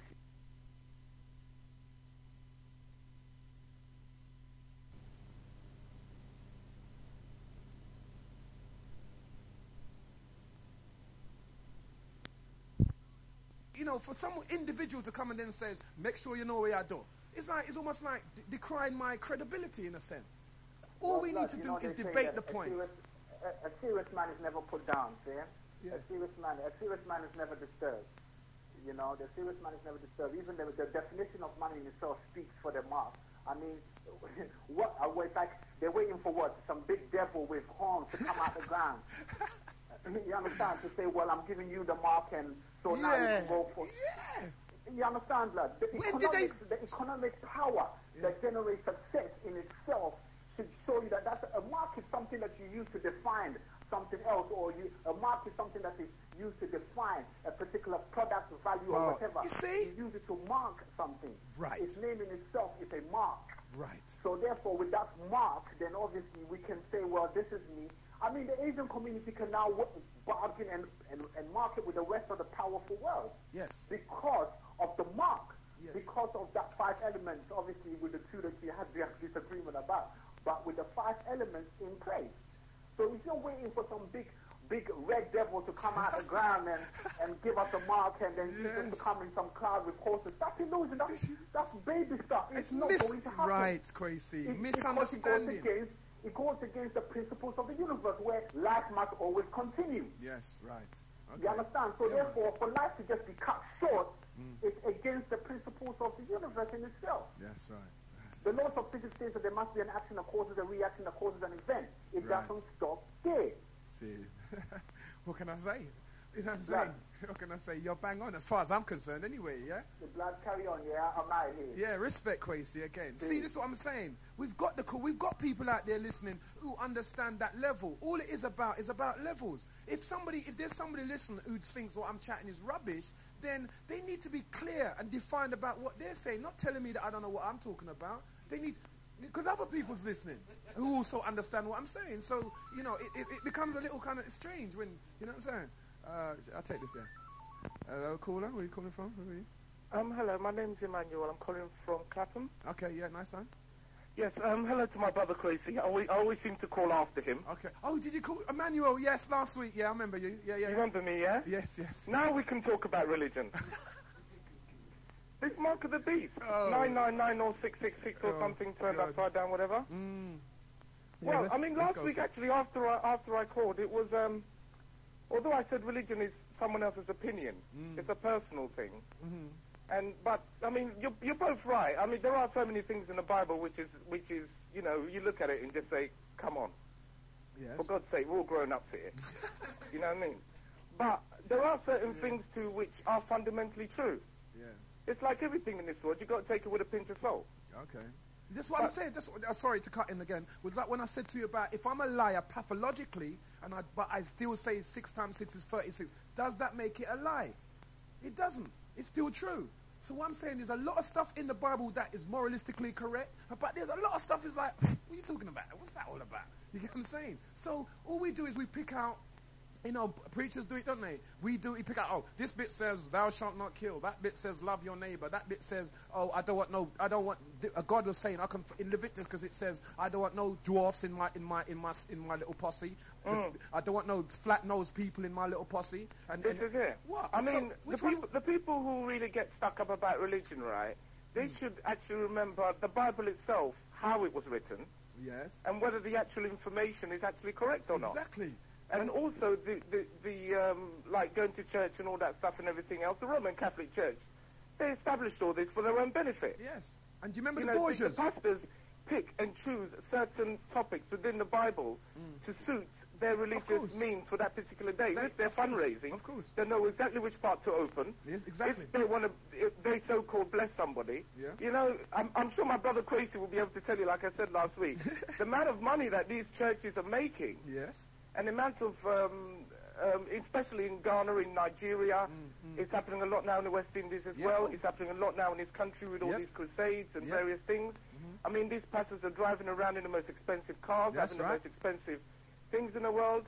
That's right. And the genesis of what they're trying to do, I don't really comprehend, because at the moment there is a spirit of hopelessness that is blowing through our people. We all realize this. And when there is a spirit of hopelessness, people tend to go to extremes to try and find relief.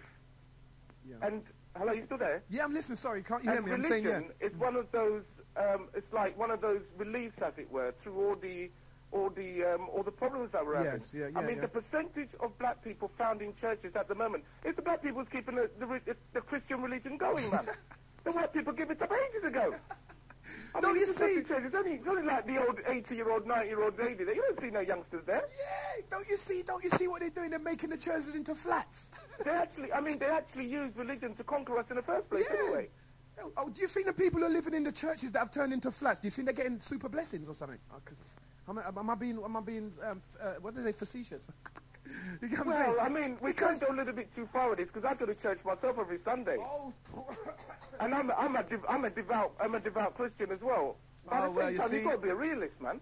Oh, you've got to be a realist. But you see, to me, they're contradictory. But that's another argument, isn't it? Realism it is Christianity. Contradictory, but at the same time, if I can't criticize my own, then who can I criticize? Fair enough. But you know, let he be the first one to cast a stone, as it were. Yeah, but you know what I mean? But you see, it's out of context. What it's saying is that if I'm saying I'm a good person, then right, and I'm saying he's a bad person, then I've got somebody knocking on the door. Sorry about this. Okay, well I'll carry on, I'll call you back. Yeah, man, I'll carry on anyway. Right? All right, thanks. Yeah, nice one. Right? If I'm a good person, I'm calling you a bad person, But you know that you're sleeping with Miss Thingy Bob round there, but you're judging me. Then he's over there, and you're calling me a bad person, but you've murdered your brother-in-law, or whatever the case may be. It then says, in that instance, who is to judge? Who can judge me then? I'll still judge you though, but you can use that. But if I'm saying, well, I'm not smoking weed, and it is or cigarette, and what happens scientifically is that it messes your lungs up, your concentration goes, and it's not me judging you, it's me giving you scientific and relative data to explain to you the process that you're using is inappropriate.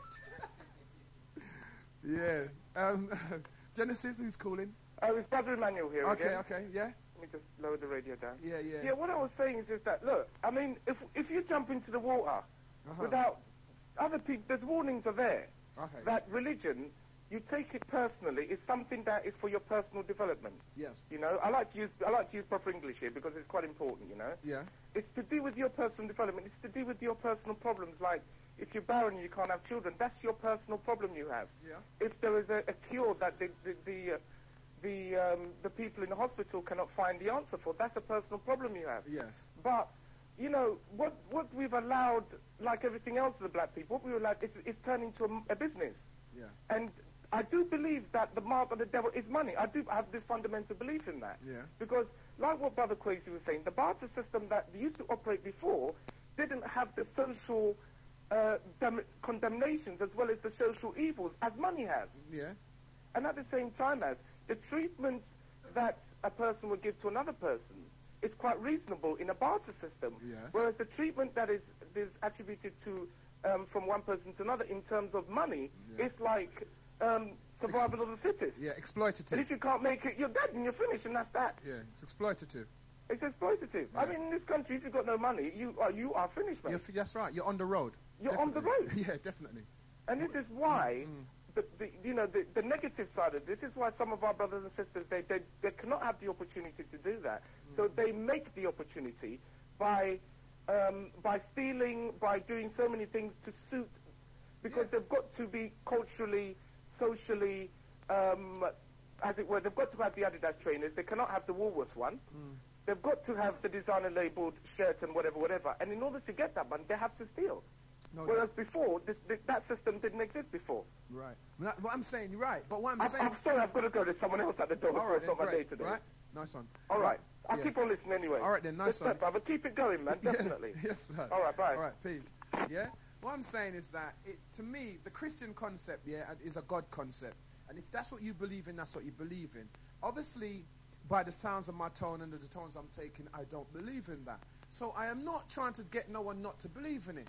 And, whatever you believe in Jah, and whatever somebody told me about Jah is this and all that, whatever. But, but it's not for you to tell me, and it's not for me to tell you. It's for us to reason and decide between us whether or not what that person's saying makes sense. And according to the level of sense or intellectualism or whatever we've reached, or intelligence we've reached. And then you make a decision off of that. But some people would take, I will see somebody punching somebody. It's like I'm seeing something. Somebody's on the floor punching somebody in the face. And I'm saying, oh, he's saying hello. You get what I'm saying?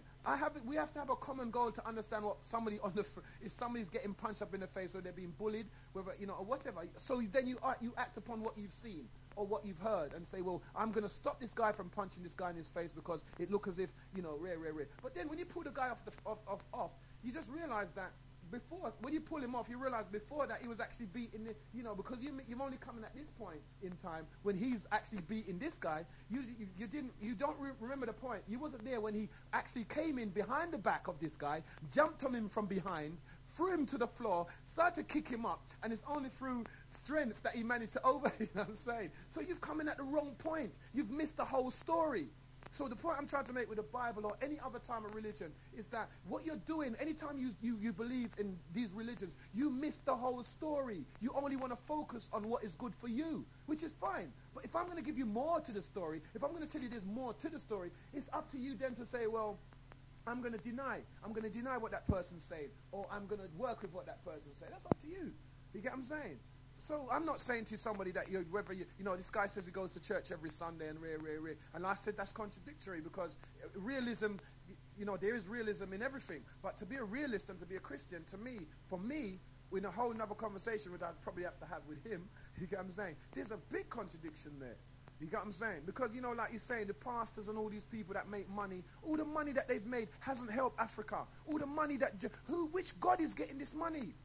Where is God going with all this money when that same Christian guy is saying that money is the mark of the beast? Yeah? Where's this Christian guy going with that? I don't understand. It's strange. You get what I'm saying? So it's kind of like, to get my head around that is long, at this point in the day. But, you know what I'm saying? It's like, I would like to know what people think about, the situation that's there. Because remember, we started talking about capitalism. And because of the holistic nature of things within one aspect, something else gets brought into it. So we don't mind that. But it's, money for the, why would God need money? Why would God need his pastor to ride in the best car, considering the one who they call the son of his God, in the time when they had golden gilded chariots and stuff like that? Jesus rode on a donkey. So if we move the times around, in actual fact now, Jesus of today would be riding a bicycle or something in England. because he wouldn't be driving a roller. But everybody says that, oh, for people to listen to you. Muhammad Ali even said that, you know, that in order for people to listen to him, he needed to get a Rolls Royce and he needed to big. But Jesus never did that. So there's a contradiction going on. How do you take somebody and worship him from that level, and then you yourself want to be like the people who he was fighting against? Caller, what's your name? Where you calling from? Genesis. I'll do it back to front. Hello? Minsta Rebel. Yes, sir. Where are you, sir? Your voice is low though. I can't hear you. Yeah, I'm calling from. Hear you now. Bruv. Yeah, I can hear you now. Yeah, go on, bro. Yeah. Well, basically, what the brother, I don't know if I could help the brother, but I think what he was trying to say is the love of money is the root to all evil. It's the love of it. Which caller are we talking about now, blood? When the caller was saying about money being the mark of the beast and all the rest of it. Okay. You know No, what I mean? I was saying, it was actually me that was saying that. Okay. It was me that saying money. You know what I mean? The bottom line is the money being the mark of the beast. It's the love of the money. That's where the wrong comes into it. Meaning that it doesn't matter what you want to try and do to get the money. Right. Okay. So no matter if you're prepared to mislead people's souls, if you want to sell them drugs, or no matter what it is, it's the love of it. Some people murder for money. Yeah, but what I'm saying, people are also peddling false doctrines, what's known as religions, for the love of money. Right. And for money. faith healers and that. Yeah, but they're doing that for money as well. Yeah, so we're saying that they're chasing the mark of the beast too. Are we saying that? Well, that's when you're talking about that religious quote. Okay. As far as I know about that religious quote, the mark of the beast would be V1, which is 6 in Roman numerals, S, which is 6 in Greek or sigma, and A, which is the Babylonian or computer numerical for 6, which would be the V1SA, the visa, where you can't buy or sell without receiving this mark, which is talking about a cashless society. Right, but listen what I'm saying to you. No cash. Yeah, you get what I'm saying? But these people that are out there in the religious world, that's all they're doing it for, money, because none of them ain't died and gone to see God and come back and with the story. You get what I'm saying? Yeah. They're just guessing and playing games, and they're selling a ticket to heaven, and that's why the people are turning over their money. Catholic Church is the number one for that. You get what I'm saying? Because all these mafia men and all these people that make money, they donate to the Pope and to the church. The Vatican has its own bank, it has its own city, and really it's all about the cash. But all of these other niggers afterwards open other churches based on their curriculum and their school of thought to do the same thing, make the money, and be like the Pope, because the Pope is God's representation on the planet Earth to Catholic people. So is the pastor and the head of whatever organization out there. You know what I mean? You've got people looking at them as if they are God. And when it comes to paying the money, it's a quote in the Bible where it says that we have to pay some tithes to Melchizedek, and Abraham gave a tenth of what he had to Melchizedek. And they think that by turning over the money, they're doing the same thing, giving money into the priesthood or giving money to the righteous person on the planet Earth to do what's right. Yeah, but this is what I'm saying. Rebel, let me interject a bit, right? What I'm saying is that it's still money, you know what I'm saying? It's the precursor. This is what my exact statement. It's the precursor to all of these things. It's the before you get to the visa, remember the time when this bubble was written, you had some Caesar money and some other different money, but it hasn't reached this level yet. So what I'm saying that money is the actual precursor. So you're already in the zone. It's like, you know, you're in the warm-up match of the game. You're already in the cup. You're in the first round. You haven't reached the final yet, but you're in the first, because the only way you're going to stop the visa card stuff is to stop the way the money's being used, because visa comes after money, not before money. So money is the forerunner for this mark of the beast. So it is a part of the mark of the beast, because you cannot have the mark of the beast without having money as its first precursor to use to turn into this card or this chip or whatever you want to call it. Yeah, can I stop you? Yeah. I'm losing you again though. I think, and Senator's nudging me, so he wants me to come off soon. Go on, Black. I'm losing you though. Your voice has gone down again. Yeah, let me just wrap it up though. Yeah, go on. You're right, it is money. It's the modernization of it. You don't need the paper, you just need the figure 10. That's not right. the paper saying 10. Yes, right, that's right. So you're 100% right. And all of these religions out there are selling tickets to heaven, first class, telling the people they're saved, and the rest of them ain't making it. So don't donate and suffer now. All your money over to their cause, and you'll get a ticket to heaven. And that's the bottom line. And they're lying. All of them are lying. Every single one of them. Meanwhile, I'm going to get my ticket to the Bahamas. With that same set of money that you're donating to your ticket, I'm going to use that ticket and get a ticket to Bahamas this week. That's what. So, you know what I mean? That's the bottom. People really don't care, you know what I mean? But nice show, bruv. Yeah, respect, blood. You know what I'm saying? Done now. Nice for reason with me. Yes, man. Yes. Peace, everybody. Respect, Rebel.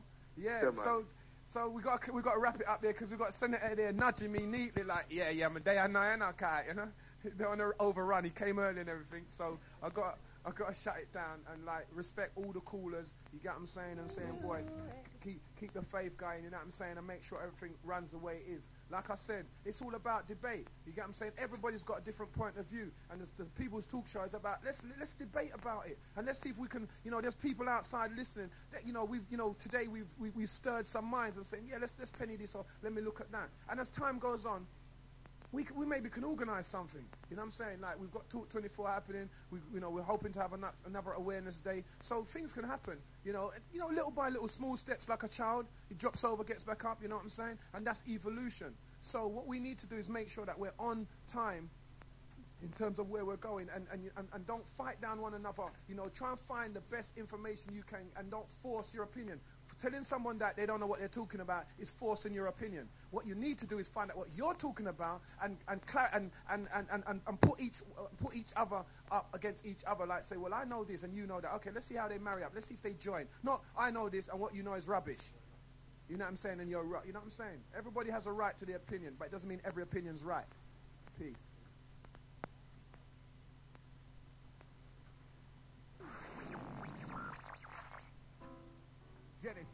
Genesis is having a Talk 24. That's right. 24 hours of information, debates, and competition. This will commence on Saturday the 30th of October at 10 p.m. So keep it locked. Talk 24 on Saturday the 30th of October. This is Genesis, the beginning and the end of radio.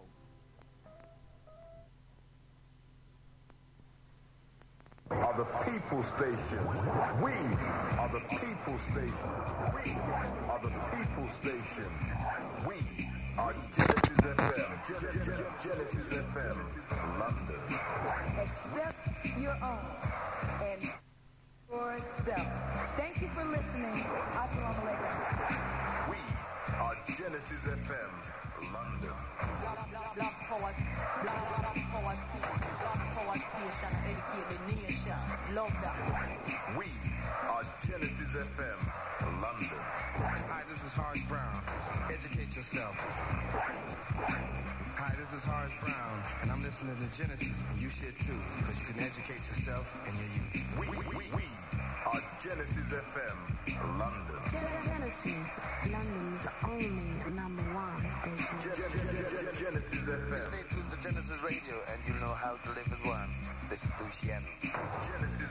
Genesis FM, London. Yeah, I'm just phoning up to ask, what does Genesis really stand for?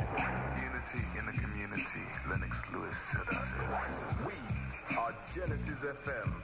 London's only #1 station. Genesis the Pullman Radio.